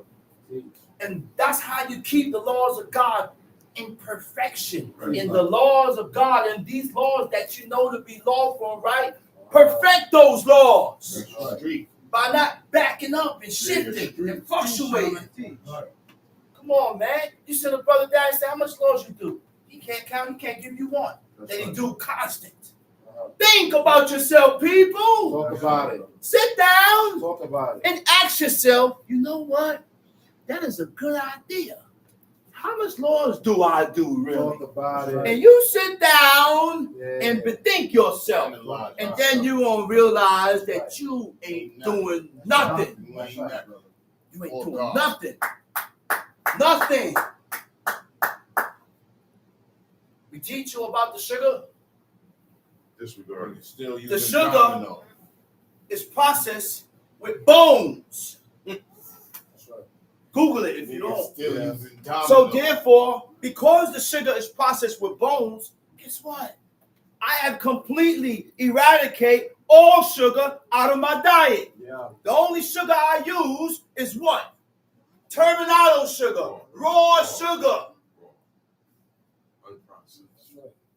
That's right. Buy nothing. When I read it, it says sugar included. I'm going back. It's going back because it says sugar included. That's right. And they have put some decrepit vials. This is what we need to teach the people. Yeah. Boom. How to get close to God. That's right. We should not be drinking cow's milk. Okay. Anything that has whey or cow's milk in it, we shouldn't be drinking it. I'm going to explain to you why. Why? Okay? Why? Because you need to look this up. Look this up. That's right. That might change your mind. This is going to tell you what they do to the cows. Okay? Right. So the cows, they don't do it to the goats. Only the cows. They put the cows on a rape rack. That's right. The rape rack milks the cows. And they leave the cows on there for hours. When You ain't gonna have milk in there forever. So by constant milking and milking and milking, the milk dry out. Guess what happened? You know what they showed? Pus and blood goes into the milk. That's right. They don't throw that milk out. They take that milk and make your chocolate. That's why I said Snickers is not clean. The chocolate that you buy in the street ain't clean because it's made with cow's milk. Okay? Nothing that's made with milk cannot leave the Entenmann's cake alone. It got cow's milk in it. It got sugar in it. Greed. This is why we had brothers that balled back and skin back them head. You know why them continue to skin back them head? Because of the things that they eat. Because by them eating these abominable things is what's causing them to think different. That's right. It's throwing their mentality. It's affecting their thinking. Because you are what you eat. You eat abomination, you are an abomination. Opening in your soul. That's right. Tom sheet. Nehemiah chapter 8, verse 15. And that they should publish and proclaim in all their cities and in Jerusalem, saying, go forth unto the mount and fetch olive branches and pine branches and myrtle branches and palm branches and branches of fig trees to make booths, as it is written. So the people went forth and brought them and made themselves booths, everyone upon the roof of his house, and in their courts and in the courts of his house. Okay, let's cut that. Now we're gonna get to the juicy one. Everything juicy. This is fire. Yeah. Let's go to Psalms 1. Smoke. Let's go to Psalms 1. And I taught this psalm so many times. Make it clear. I said I taught this psalm so many times, but people continue to say things contrary from what the psalm said. And the psalm's coming from a guy that was God's favorite, King David. You think you better than King David? Huh? That's what we think. We think we're better than King David, huh? Huh? That's what we think, right? Let's read Psalms 1. Psalms 1 gives you the criteria of who's blessed. Okay. So if you don't fit that criteria, I'm sorry, John, you're not blessed. Okay. So before I go into that, I'm going to give you a verse in Psalms 119. Psalms 119, verse 23. Okay? Psalms 119, verse 23. Let's hear this, right? Look what it says. No, not 23. 22. Is it 22 or 2? Hold up. I got it here somewhere. Written down.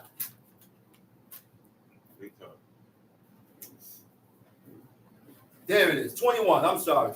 Psalms 119, verse 21. Let's read that first. And then we're going to go into Psalms 1. Psalms 19. Psalms 119. I'm going to read that. You stay in Psalms 1. Psalms 119, verse 21. Thou hast rebuked the proud. Huh? I said, thou hast rebuked the proud. Who rebuked the proud? God. He said, God has rebuked, has chastised, has reprimanded the proud. And when I looked up the definition of proud in the Hebrew, you know what that means? The definition of proud means presumptuous. Now, what does it mean to be presumptuous? When you are presumptuous, when you overstep your boundaries, there are boundaries that we should never cross. Because if we ever cross these lines and these boundaries that are set up by God, you sin. See, God got lines and boundaries that we shouldn't cross. Anytime we cross this, we sin before God. He said, when you overstep your boundaries too confident, acting with unwarranted self-assurance. Huh? Too confident. And you're too self-assured in yourself. Like you ain't wrong. Like you all right. Like everything you say got to be respected. No. Sit back and recognize and see, well, maybe I may be wrong. Have you ever thought about that? I may be in violation in a situation where more humility and caution is needed. Okay? Okay? It says, thou hast rebuked the proud that are cursed. When you look up the definition of proud, it says presumptuous. So that, by me reading this, tells me that the presumptuous person is cursed.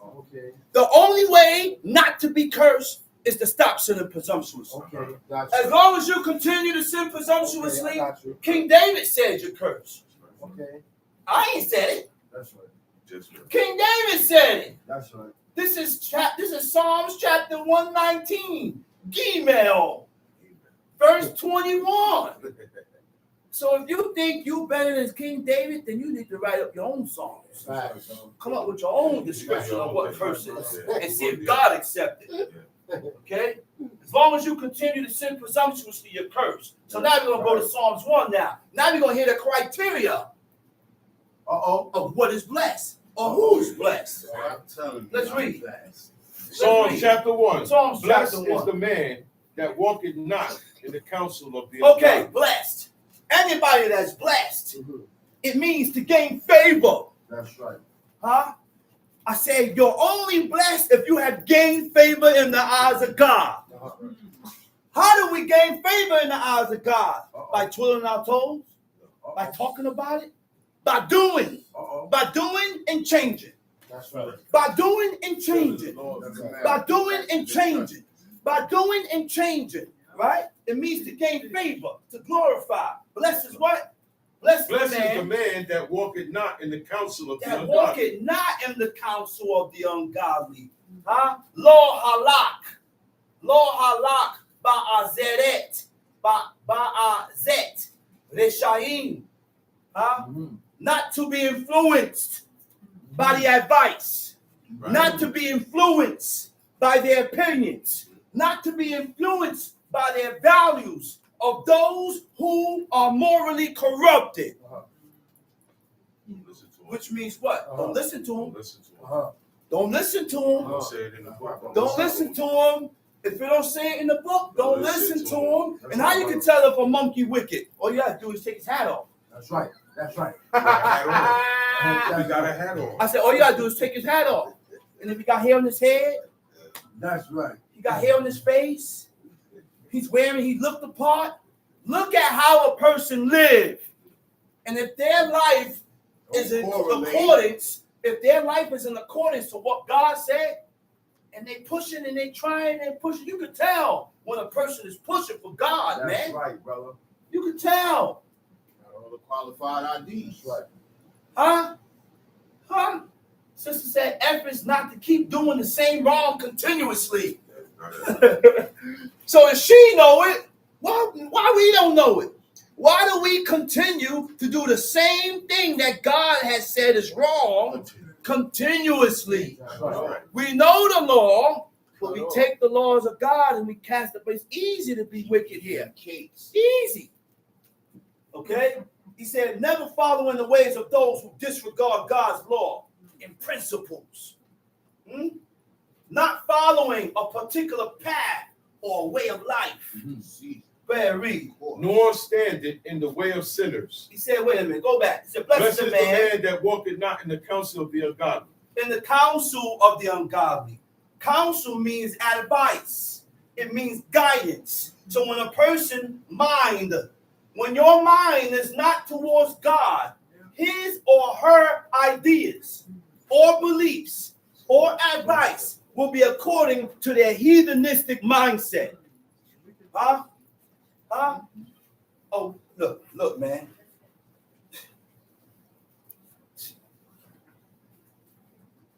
Your mindset is going to be according to their heathenistic mindset, according to how they think, and not according to the standards of God. Huh? Tom C. Nor sit in the seat of the scornful, but is the light. Go back. Verse 1. He said, blessed is the man that walketh not in the counsel of the ungodly, in the counsel of a guilty or wicked. Tom C.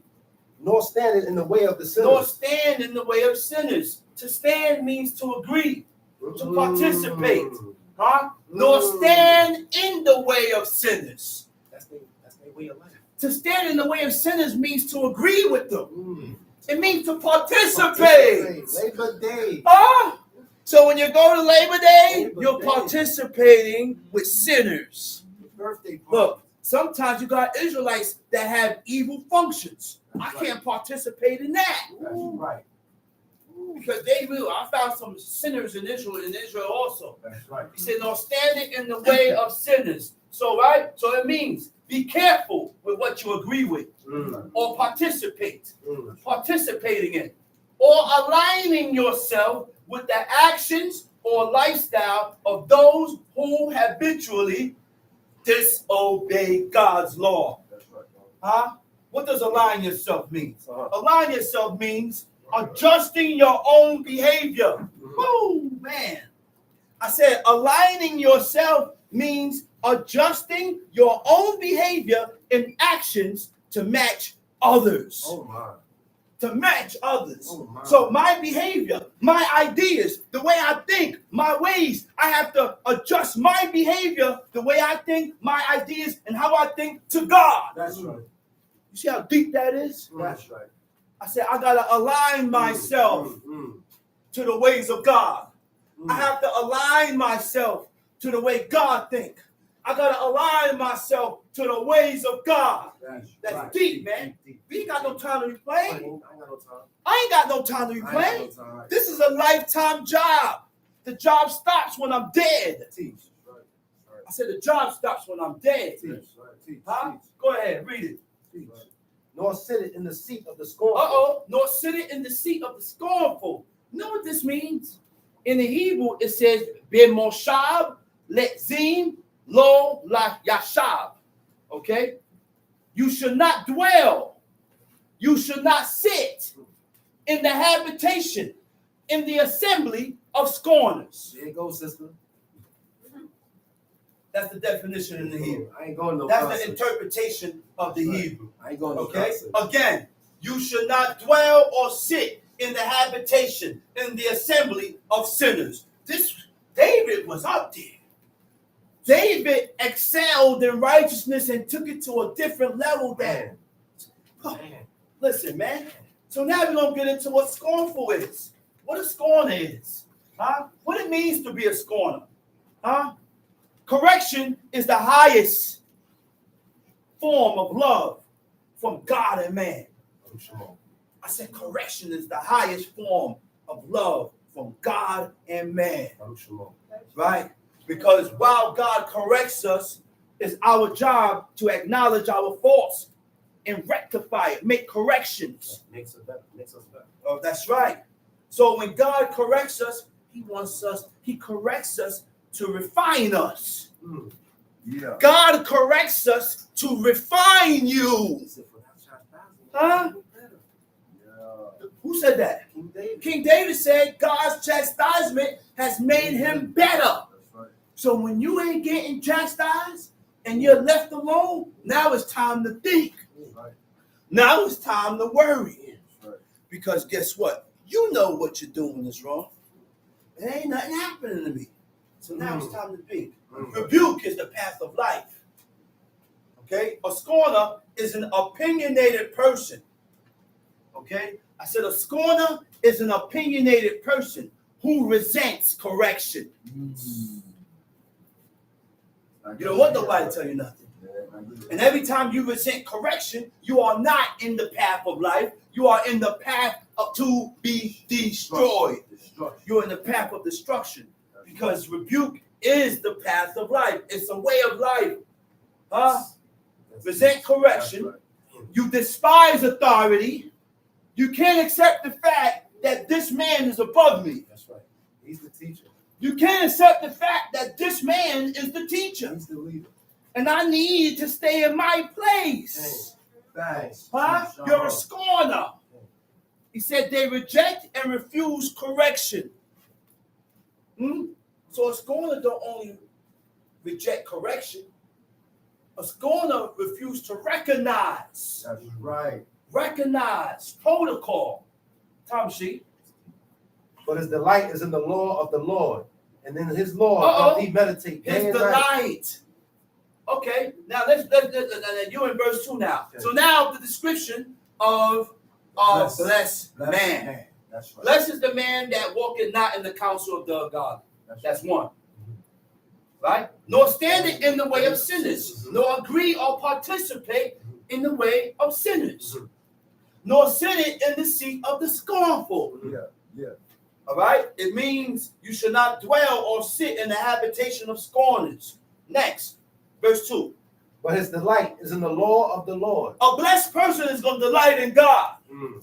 A blessed person is going to take pleasure and desire in God. Go ahead.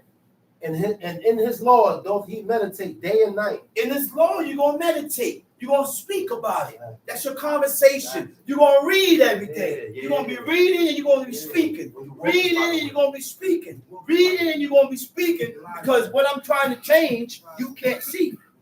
I'm trying to change that thing that's within me. That thing that's in me that keep pushing me away from God. The evil that I got in me. We all have evil in us, people. That's right. We have evil in us.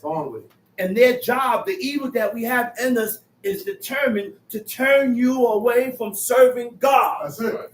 Okay? So when you get these thoughts that tells me not to do, it's time for you to congregate, but you get thoughts to say, I don't feel like coming out. I just don't feel good. Yeah. You got to fight those thoughts. That's right. You know how many times my father was sick? That's right. And not just regular sick. He was sick. Right. But he chose God instead of sitting home. Right. He said, well, you know what? I guess I'm just going to have to go to the teachers. Right. I'm going to teachers. That's right, brother. I'm going to congregate. And there wasn't a sickness that you could pass on. So therefore, he wouldn't have went. Right. If it was something that you had to pass on. Right. Okay? I'm not telling you that if you have COVID to go congregate. That's right. Because if you go congregate while you have COVID, then everybody going to have COVID. Let's start thinking with a little more wisdom. But if I don't have nothing contagious and I'm able to still congregate and walk and I'm not burying, I'm not hospitalized, come to teachers. Because people change your words. And, well, brother, so what if you have COVID? And they start rejecting. Come on, you know what I mean, man. Things that I can still come around. That's right. Sacrifice for God and come around. That's right.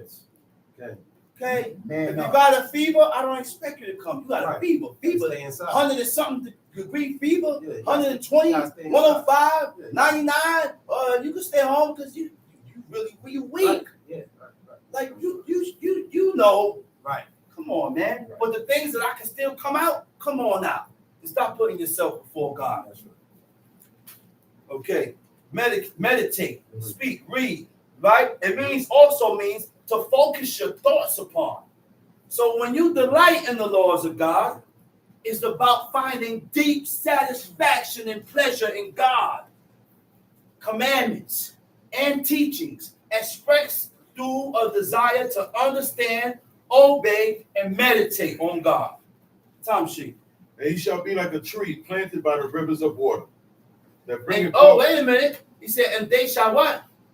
And he shall be like a tree planted by the rivers of water. By you being blessed by God, God said you shall be like the tree planted by the rivers of water. So if I'm moving according to the ways of God, he's okay.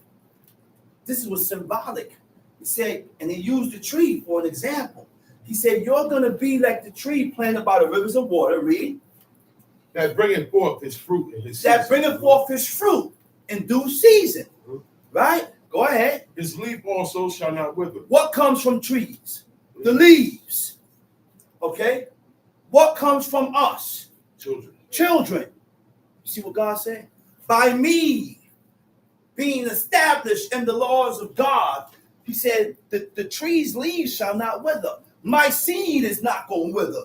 My seed is not going to decay. My seed will continue to stand strong within the laws and the commandments of God because of how the Father was established and firm in God. See, we weaken our own kids.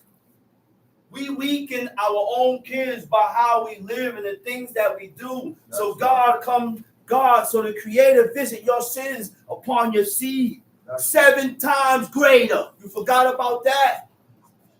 Did we forget that God said he's going to visit the sins of the people 7 times more? Read Leviticus 26, man.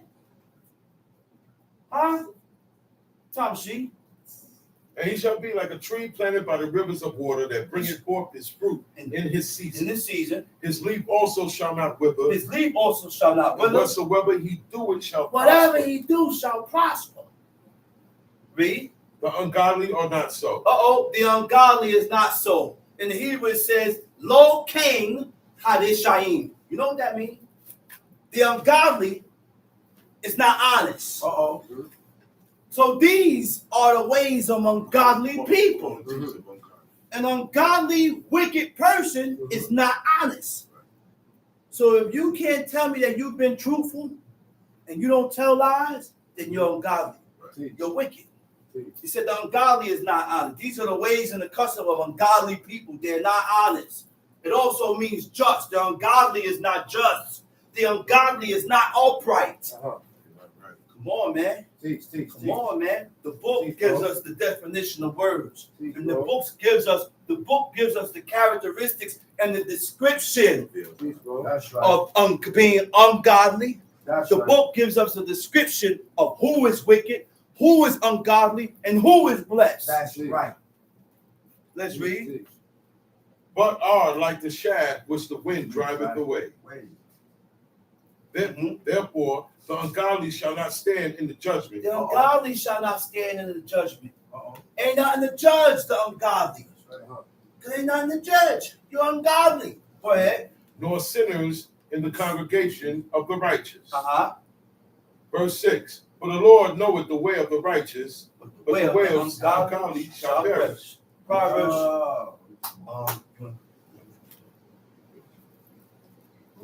14.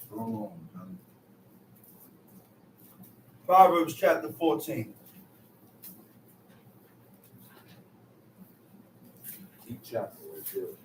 What? You got it, brother? Proverbs chapter 14. Every wise woman builded her house. Wait a minute. Read that over, man. Every wise woman builded her house. Every wise woman builds her house. And this is a description to show you who are wise amongst the women. Here, Isha. Okay? I said every wise woman builded her house. The definition of build, it means to form by ordering. And you order your house according to what God says. Okay? You will not allow nothing to go down within this house that is not in comparison or concordance or in accordance or in agreement to what God says. And they don't mean, and you know what that means? My husband ain't gotta be here. Kaligabed stands whether he's here or not. Huh? That's a wise woman. My husband ain't gotta be here. No, you ain't coming in my house with that abominable meat. My husband ain't gotta be here. Hey, you, daughter, take your brother jacket off. My husband ain't gotta be here. Hey, you, daughter, take those pants off. That's right, brother. People say it's okay to wear pants, but pants didn't come about until what year? The 1940s? Huh? 1950s? There was a certain year. Eleanor Roosevelt. Look it up. It was a certain year when pants came about. Huh? So why are we teaching a woman today that it's okay to wear pants when none of our women inside the book wore pants? Why do you allow your daughters to put on shorts when none of our daughters in this book wore shorts? Use the book and follow what it says in the book. Lord have mercy. We're making it hard on our own self. That's right, brother. And this is why the people is confused, because nobody wants to follow the book. So look up Eleanor Roosevelt. Even back in the 1700s, remember Little House on the Prairie? How they had to have, they didn't know how to sew. So they wear dresses out this way. Even the white woman had on dresses. No woman wore pants. And if you continue to wear pants, that is a man attire. You will not be accepted that way. That's right. I don't understand what's wrong with us, man. What is wrong with us? Read. Every wise woman builded her house, but the foolish plucked it down with her hand. He said, every wise woman builded her house, but the foolish pluck it down with her hands. You know how you pluck it down? You disregard the order. That's how you pluck it down. The order is this, and this. According to what God said, you disagree and you go against the order. You're tearing it down. I say you're tearing it down. We have a camp. And the camp is according, and you have rules in the camp. You got one decrepit soul come in and he go against the order. Yeah. You're tearing it down. We got to have meetings, army meetings, nation meetings. We got to have meetings for sisters. We got to have meetings for brothers because they be secretive stuff going on in the camp. Stuff going on, clicks. You find out a clique over here don't agree with this clique. The woman over here talk against this one, arguing. Then you got certain things going on with the men. We gotta have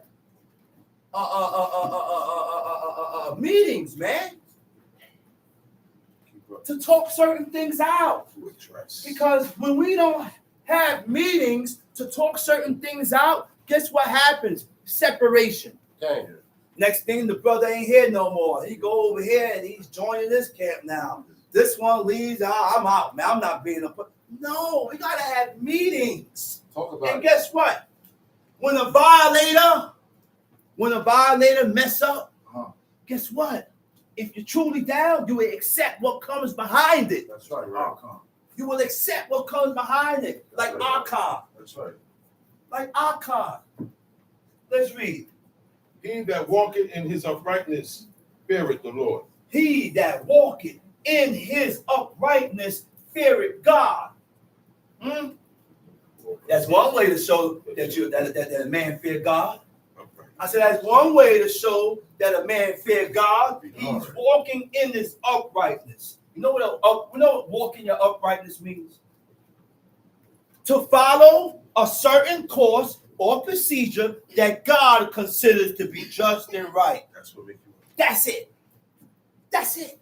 I don't follow the course and the procedure of America. I don't follow the course and the procedure of Jews, of the Jewish people. Judaism. Yeah. I don't follow the course and the procedure of no nation. Yeah. The course and the procedure I follow is set up by God. Now that's walking in your uprightness. That's right. Not the side of your head. Tom sheet.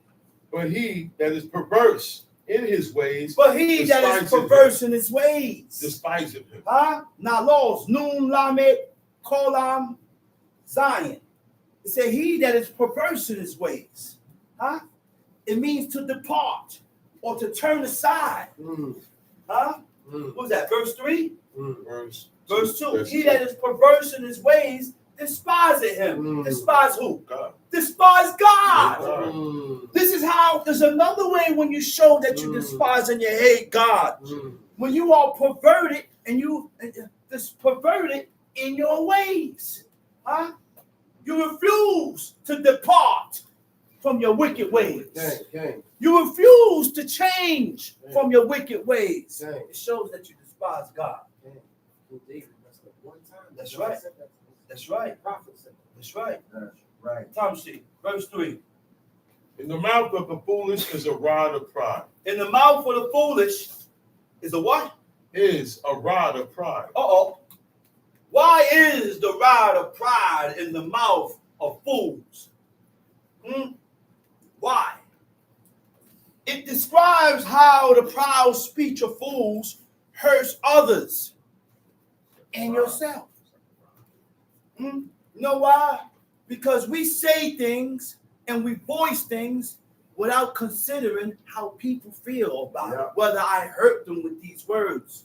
So when you come up here, this ain't no place to just be yapping off. That's right. I have to don't get too emotional, because when you get too emotional and excited, you start running off with the mouth, and then you mess around and say the wrong thing, and I end up hurting you. I end up saying something that was offensive to you or offending God. So now I have to rectify that. God don't care about whether I didn't mean it. Certain things. You have to rectify these things. Rectify it. And show the person, listen, I'm sorry if I offended you by these words, and I did not mean it. That was not my intentions. That's right. That's our job to clean the mess up. That's right. Tom, see?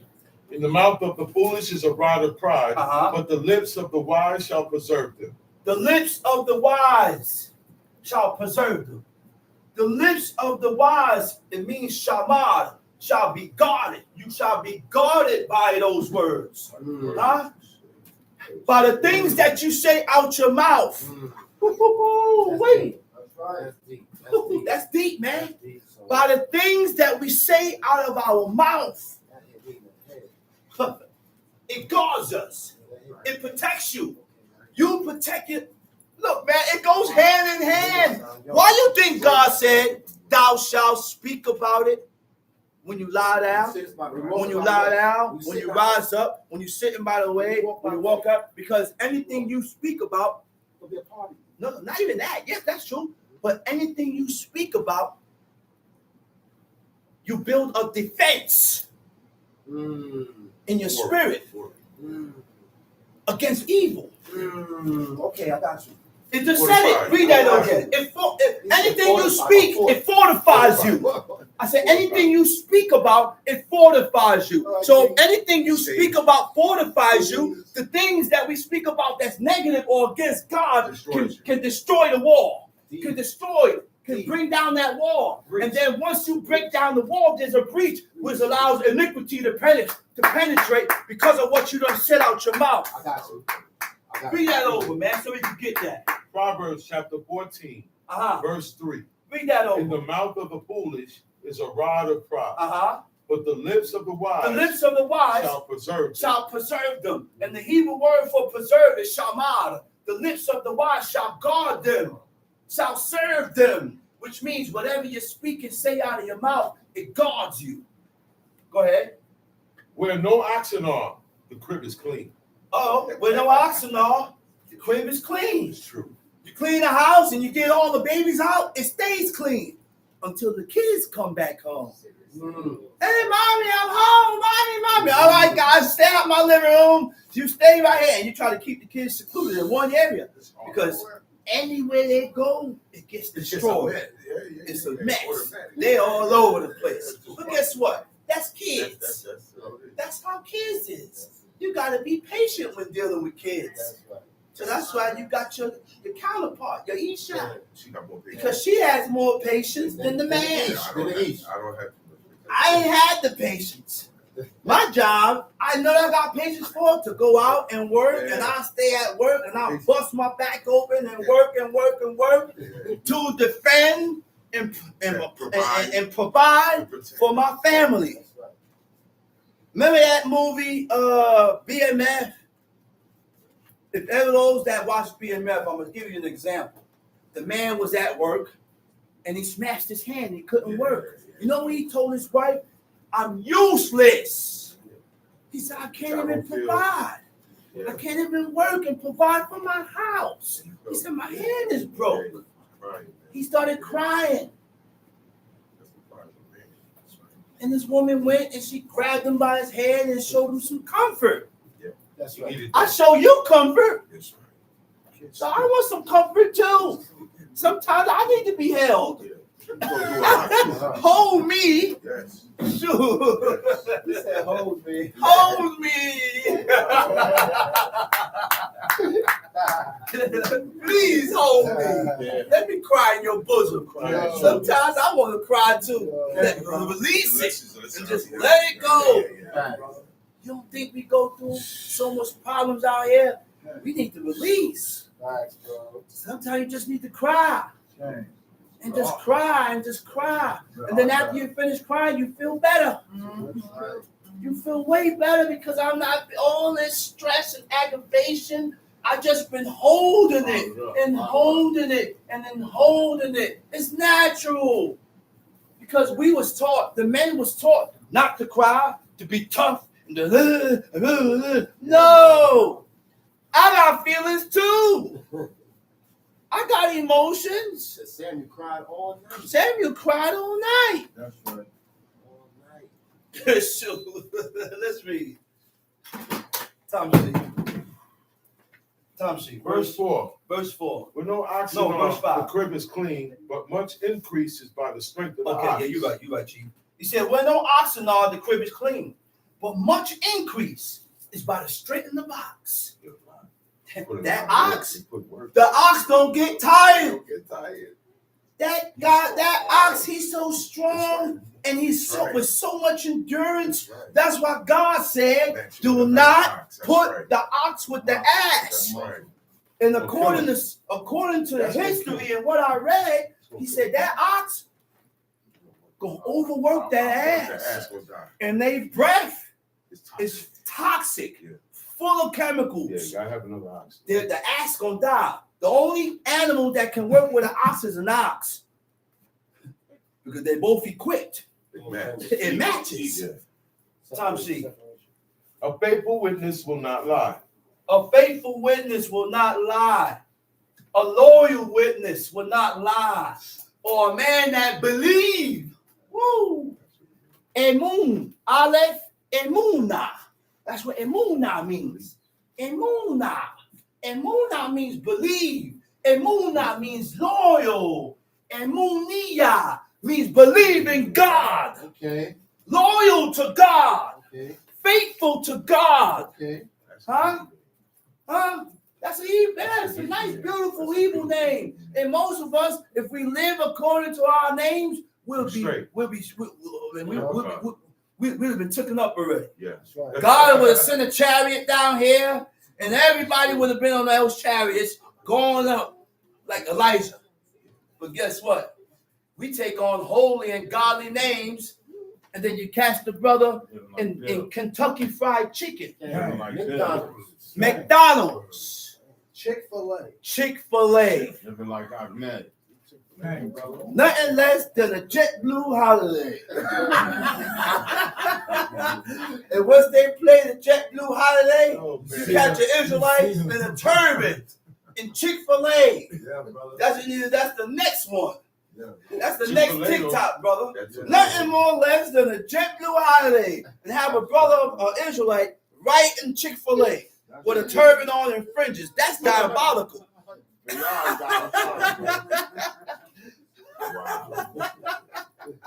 Yo, let's read. But a false witness will utter lies. That was the middle of. Go ahead, read that again. A false witness will not lie, but a false false witness will utter will not- lies. Wait a minute. A faithful witness will not lie. Huh? A loyal witness. Someone that has any type of loyalty in God. If you have any belief in God, you ain't gonna lie. That's right. The reason why we lie is because we ain't loyal to God. That's right. We don't believe God.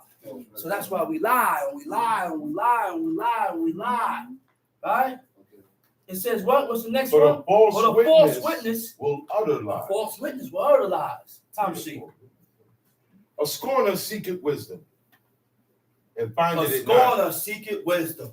A scorner is a person that mocks by expressing their negative opinion about what God says. Huh?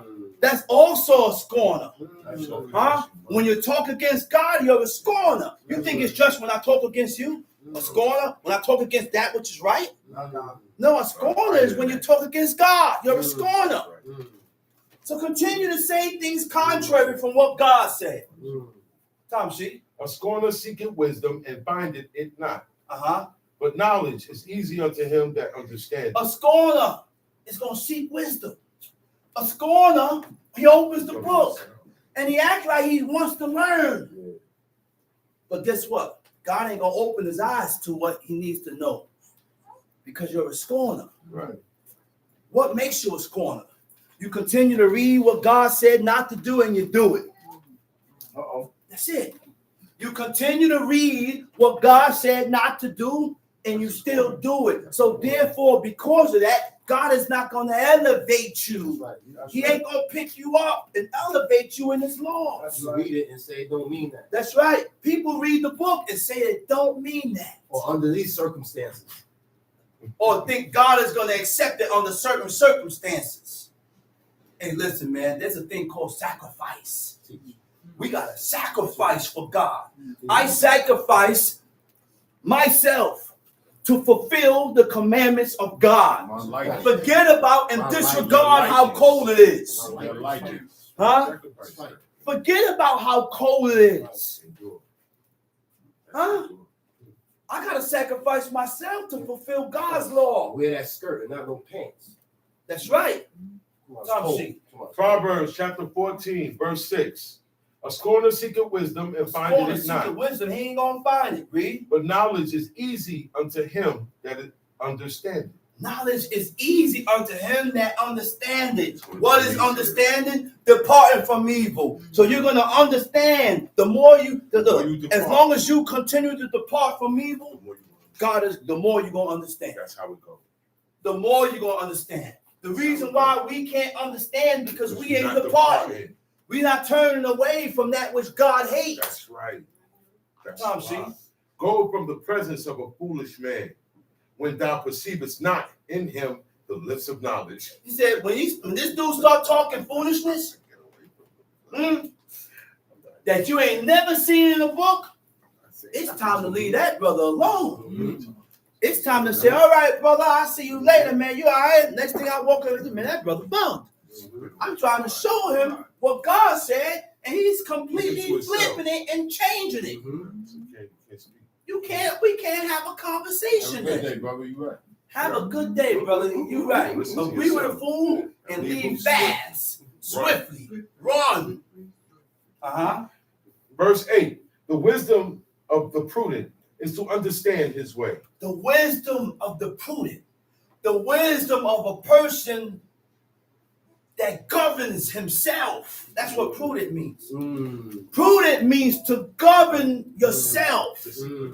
Discipline yourself. Which means what? I don't need you to discipline me. I'm on myself. And I'm watching myself. When I mess up or I see a violation, I messed around and violated God, I caught it. I didn't need you to tell me nothing. That's one. And a person that has prudence, sometimes God may show somebody else or direct someone else to correct you. Because not every time, not everything we see and we understand. Right. Not everything we see and catch. Right. There have been times where I've been moving in a certain manner that wasn't right by God, to where God blinded me to where I didn't see where I was going wrong. And it took somebody else to come to me and tell me, no, listen, you shouldn't do this. You shouldn't do this.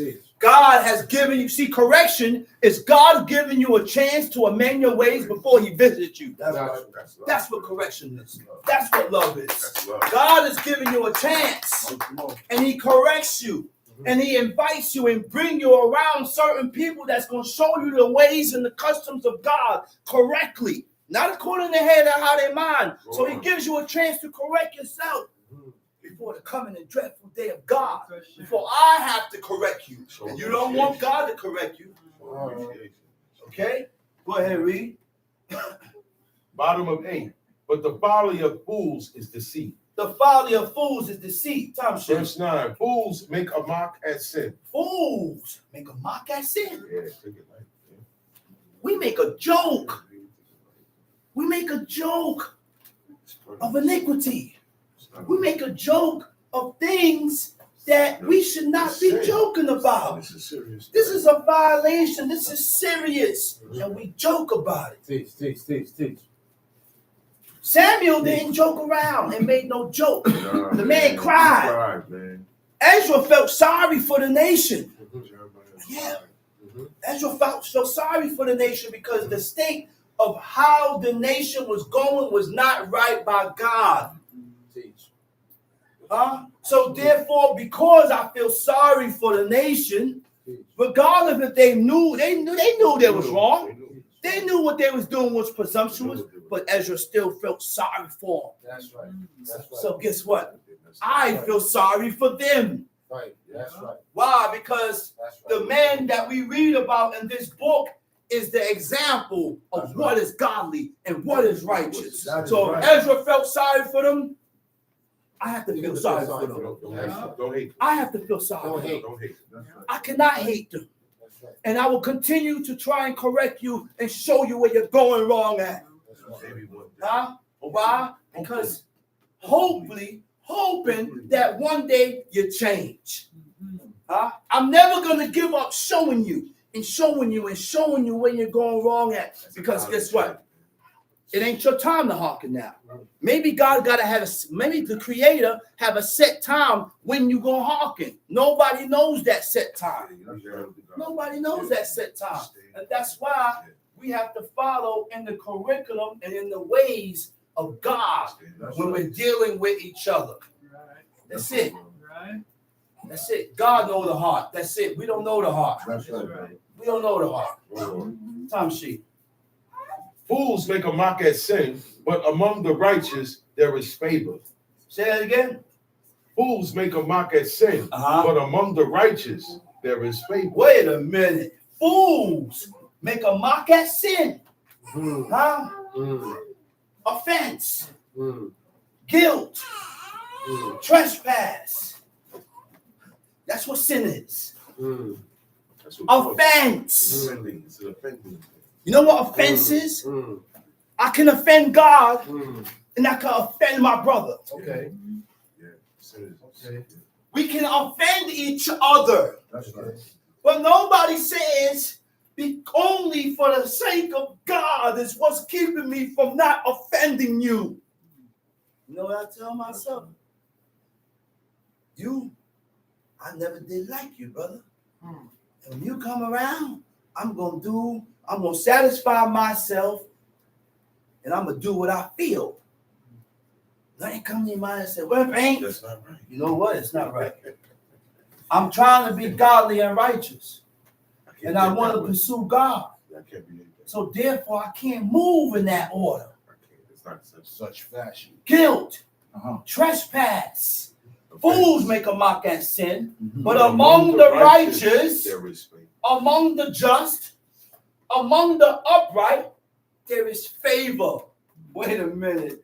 You know what favor means? Favor means razon. Among the righteous, God will accept. There is acceptance. Okay. Among the just, God will accept you. There is acceptance. He will delight in you. Among the upright, you will gain favor. You will gain acceptance. So the only way to get accepted by God, you have to be righteous. You have to be just. You have to be upright. This is how we get accepted before God. Okay. If we ain't none of those, Okay. God is not going to accept you. That's right. And the only way for God to hearken to your prayer, you have to be accepted. The only way. Got you. The only way. Without zone. That's right. Time sheet. Got you. Verse 10. Verse The 10. heart knoweth his own bitterness. The heart knoweth his own bitterness.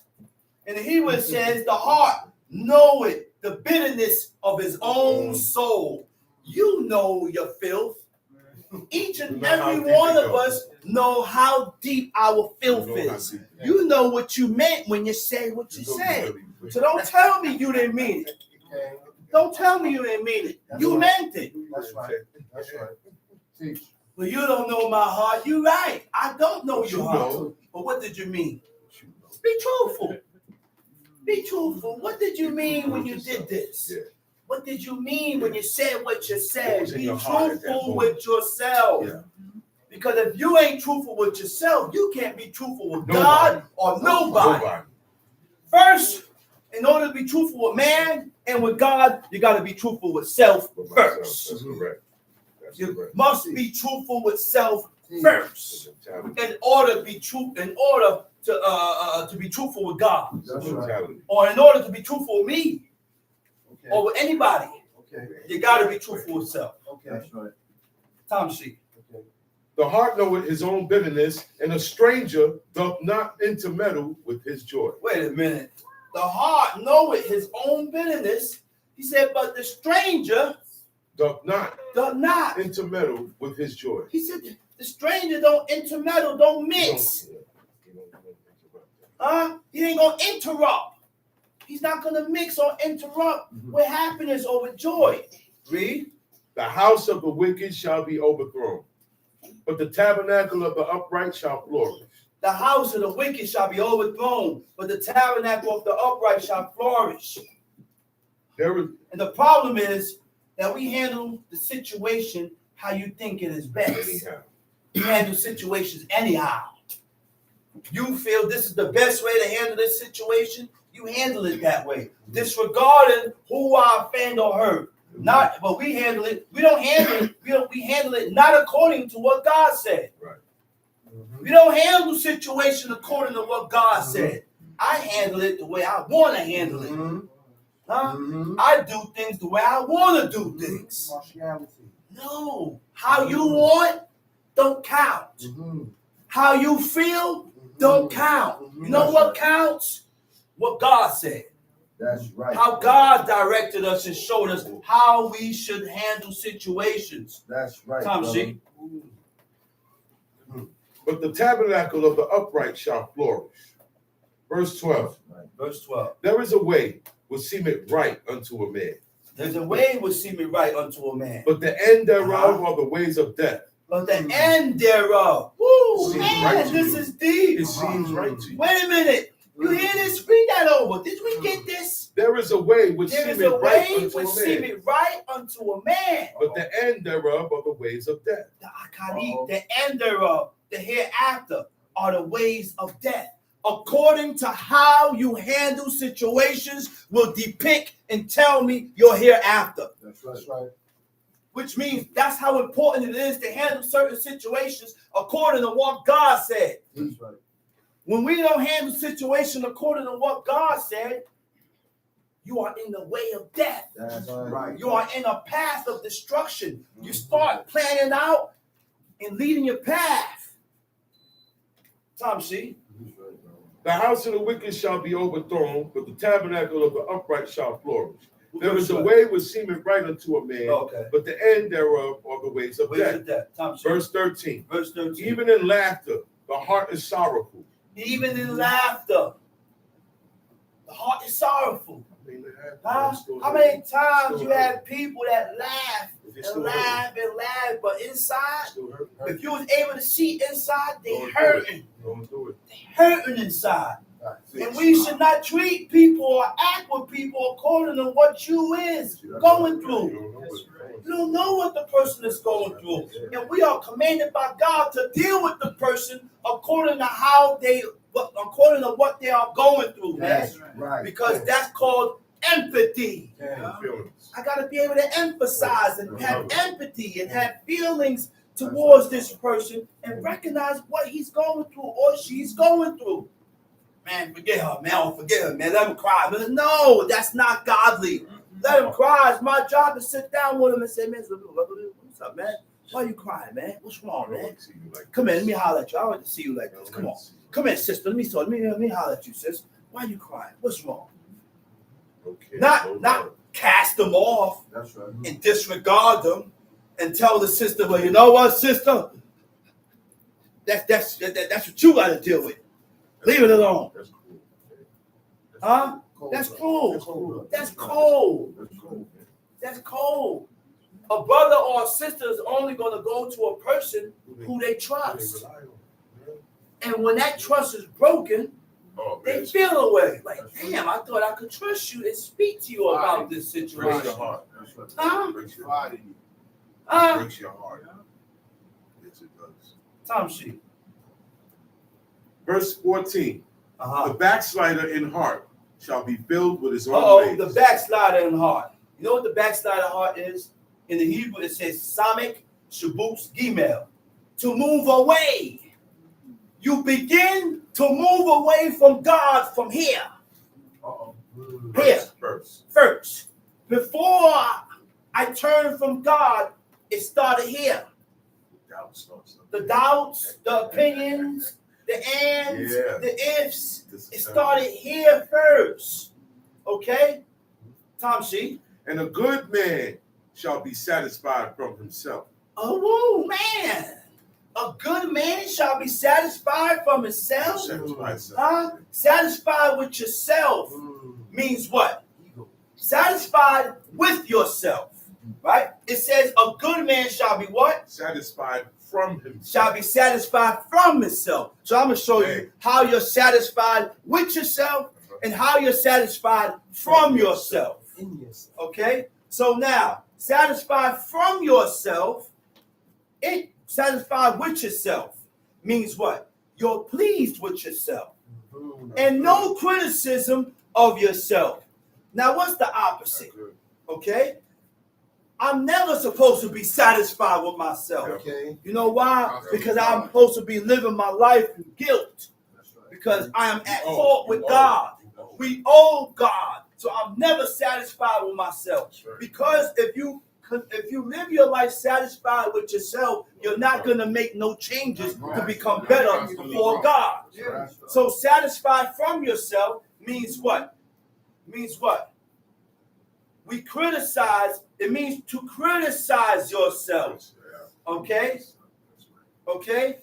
Okay? That's a good man. It means to criticize yourself, which means you're not always right. And you recognize that you're not always right. You recognize I don't have to be always right. I have to recognize that I may be wrong in some instance, which that by you doing and moving that way, you leave room for correction. You leave room to be better before God, which means you are not pleased with yourself. All right. Huh? Which means you're not pleased with yourself. Huh? Huh?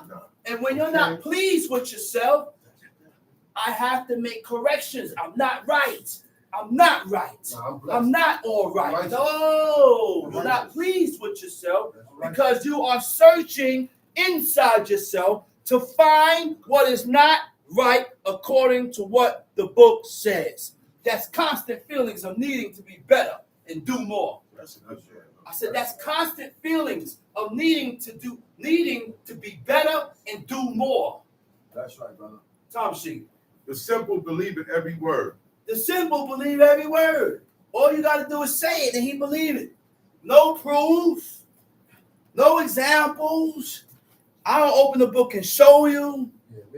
I just go according to what you said. Show me in the book. Whatever you said is solid ground. Well, Chief Governor said that pop, pop, pop, pop, pop, pop, pop. I said, well, did you tell Chief the Governor to show you what it says in the book? That's right. No. Show me the book.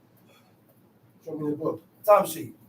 But the prudent man looketh well to his going. The prudent man looketh well to his going. The simple believe in every word. Inexperienced person is easily misled. Yes. Green. Inexperienced person you can mislead real quick. It says what? But the prudent man looketh well to his going. A prudent man knows the importance of careful consideration and planning in one's action and decisions, analyzing the consequences and choose what's the best thing to do. Ample consideration. Go ahead, read. A wise man feareth and departed from evil. A wise man fears and depart from evil. That's how you know when a person is wise. That's right. It said a wise man is afraid and he depart from evil. He depart and he turn away from that which is unlawful by God. Once he recognize and recognize what is wrong or is evil according to what God said, he turns away from that. That's understanding. That's understanding. Tom Sheep. A wise man feared and departed from evil. Read. But the fool rageth and is confident. Wait a minute. It said the fool rageth and is confident. You know what's the word for rage? The fool rageth. Abad. Iron baked rage. It means the fool transgress. And he's confident. He's confident in his fault. He's wrong with God. And he's still confident, walking around here like he's right. He has no guilt. He's not trying to make no amends, no correction. He don't have a conscience. So when people do things that's contrary from God and offend God, when people offend each other and then they push their chests out like they right. Yeah. No, man, that person can't serve God. I can't walk with you That's because right. you're gonna do me wrong, and then Yeah. justify your faults. That's right, brother. Tom, see verse 17. He that is soon angry dealeth foolishly. He that is soon angry dealeth foolishly. Thank The you. Hebrew word soon angry, it means quatzer apayim. It means impatient in anger. Okay. Impatient in anger. Because when you get angry, you don't have patience. Your patience gets short. Right. You're gonna do something. Your patience gets short, and you start to do things abruptly. That's right. You start to do things quick, and you mess around and violate. Because I reacted in my emotions. That's right, brother. Tom Sheep. And a man of wicked devices is hated. A man of wicked devices. A man of evil intentions. A man of evil purpose. Is what? Is hated. Is hated. He's despised. Nobody likes Who that guy. hated him? Man and God. Nobody likes him. Because you have evil intentions and you have an evil purpose. You don't have Huh? no good intention. No good intentions. Tom Sheep. The simple inherit folly, Uh-oh. but the prudent The are simple inherit folly. So hold up. Before you go there, that's verse 18. 18. Okay. Evil intentions is your purpose behind your actions. That's what evil What is intentions the is. purpose of your act? Uh-oh. Your purpose behind your actions and words you use to people goes into how you act. How you act towards people goes into being impartial, meaning treating all equally. Same. Don't act or treat a person one way, but don't act the same with the others. Mm-hmm. We have to Partiality. treat that's partial. So if I give everybody in here a slice of pizza, and I'll look at this young man and I don't give him a slice, you're impartial. You gonna feel the If I ain't got it to give to all, I don't give to nobody. That's right. You're gonna feel the way. And I have to consider those things. He's a grown man. God ain't say he's a grown man. God said don't do it. That's right. You don't think this brother like pizza? That's right. He likes everything. That's Mikey. This brother eats anything. Can't help. Can't forget the governor. That's right. That's right. Teach. That's my man. Teach. Shoot, we gotta think, man, Teach. and stop putting your own opinion and say, he's a grown man. The guy ain't saying he's a grown Anything man. not to do. God said, don't do it. Yeah. Don't let other people feel stuck out like a sore thumb. Do not allow people to feel like a sore thumb. This house is accepted for all, and we shall treat, and we must treat everybody up to a certain standards that it's accepted by God. That's right. We have to welcome the people that's here and show that they're accepted, Yeah, not according to the color of their skin. not according to your color of your skin. Tom Sheep. The simple inherit folly, but The simple inherit folly. but the prudent are crowned with knowledge. The prudent are crowned with knowledge. Yeah, let's go. Read. The evil bow before the good, and the wicked at the gates of the righteous. The evil bow before the good. Okay, go ahead. And the wicked at the gates of the righteous. And the wicked at the gates of the righteous. Go ahead. The poor is hated even of his own neighbor. The poor is hated even of his own neighbor because he ain't got nothing. Ain't got nothing. And people only respect you if you have. You ain't got nothing. If you don't have nothing, they're not going to include you. They're not going to listen to They're you. going to leave you out. They're going to leave you out. Tom That's right. Sheep. But the rich hath many friends. Tom Sheep. He that despiseth his neighbor sinneth. He that despiseth his neighbor sins. He that hates his neighbor sins. See why God said don't hate? Don't hate. And he never explained to you, he just said don't hate.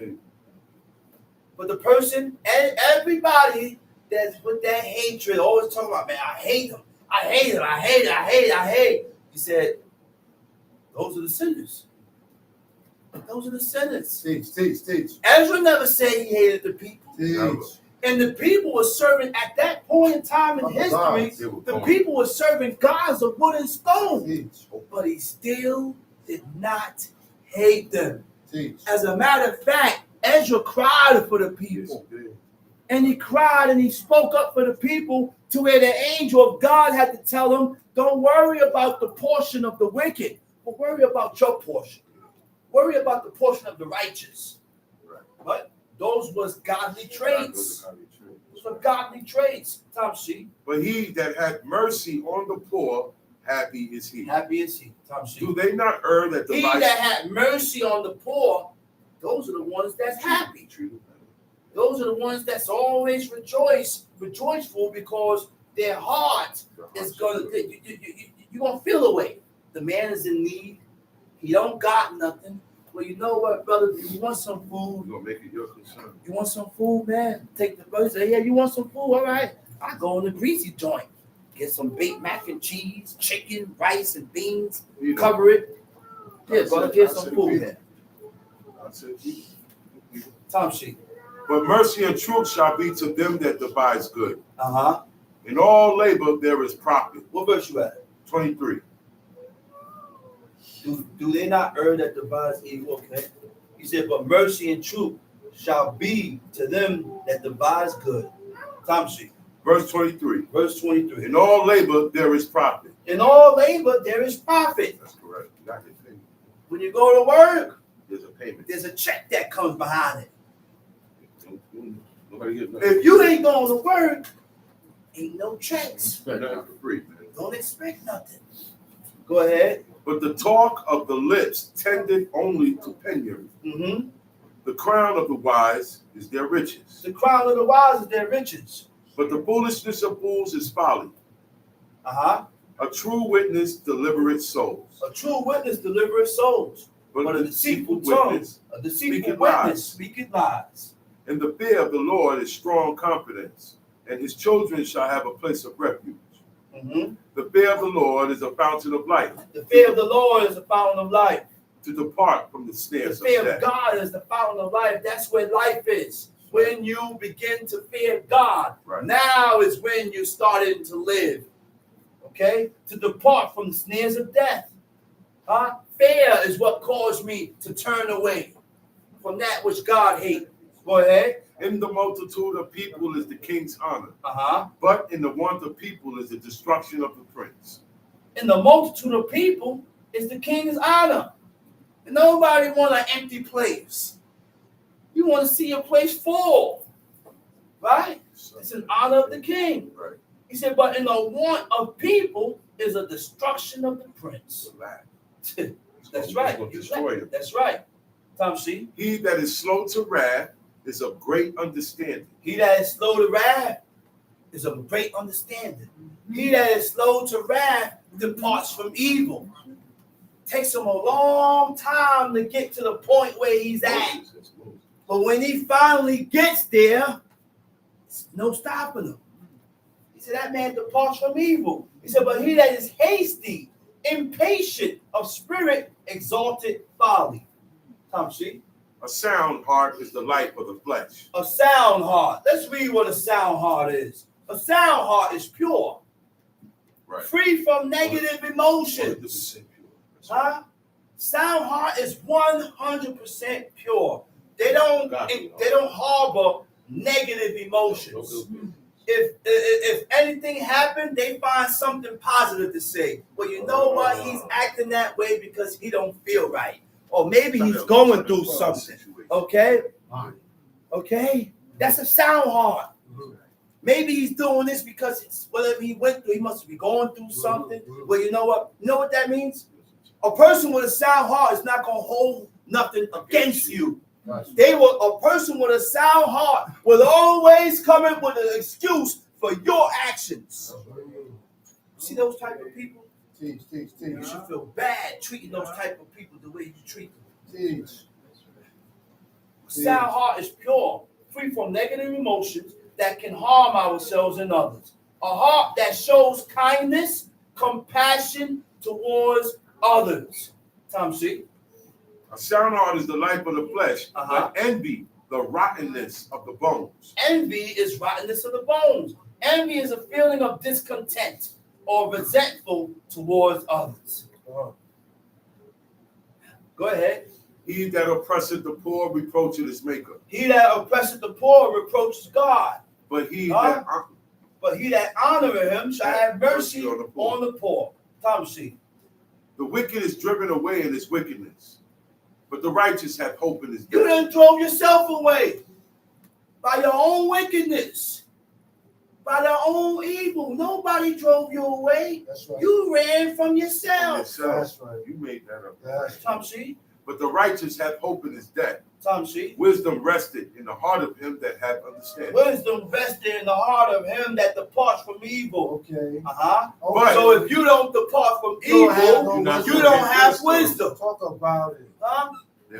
These are things that shows us who are wise from who ain't wise. Okay, go ahead. But that which is in the midst of fools is made known. Tom C. Righteousness exalted a nation. Righteousness exalts a nation. I said righteousness will pick the nation up. Go ahead. But sin is a reproach to any people. Sin is a reproach. Sin is a reproach also means shame. Sin is a reproach or shame to anybody. And with that, I got what was bought. Definitely. Before you go, can you explain the adherence? And I'm going to say Shabbat Shalom. Shabbat Shalom. Okay, so now, King David. a brother want me to explain Esau. All right, Esau was Isaac's son. Right. Esau is Shemitic. Right. And the word for Esau, it says Admoni, Edom. You know who had the same complexion as Esau? King David. Yeah. 1 Samuel chapter 16. When they described King David, they say he's ruddy. When you look up the definition of ruddy, it says Admoni, which means King David had the same complexion as Esau. Right. You know who else had the same complexion as Esau? Shalomo, which is King Solomon. And I don't remember what chapter in Solomon, but I have it written down, and I'm going to go to Solomon and show you where Solomon had the same complexion as Esau. So we're in Song of Solomon, chapter. Hold up 1 second. Let me get it quick fast.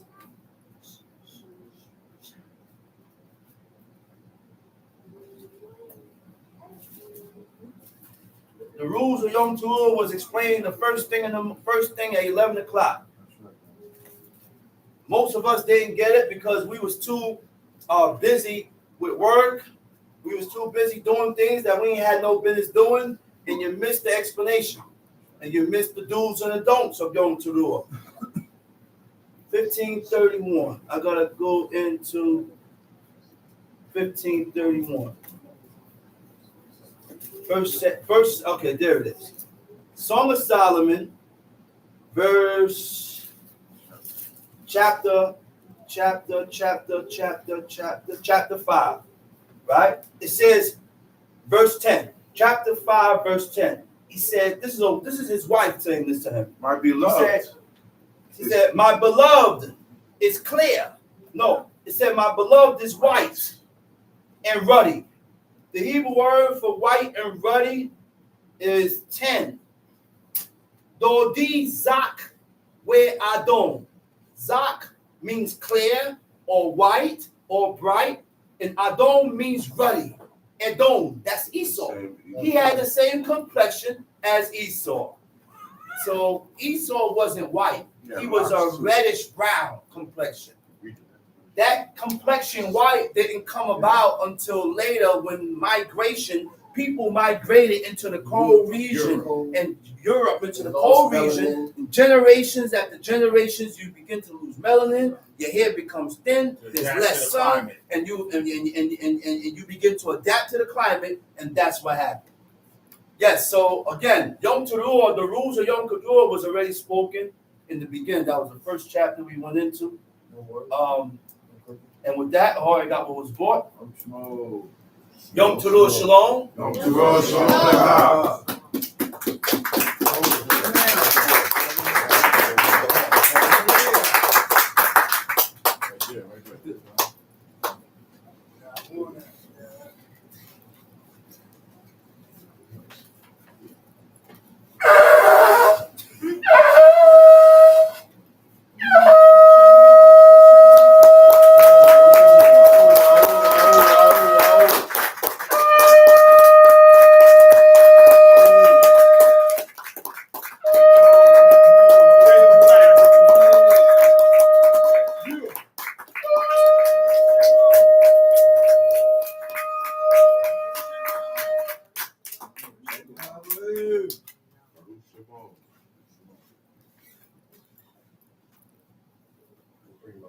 Party time.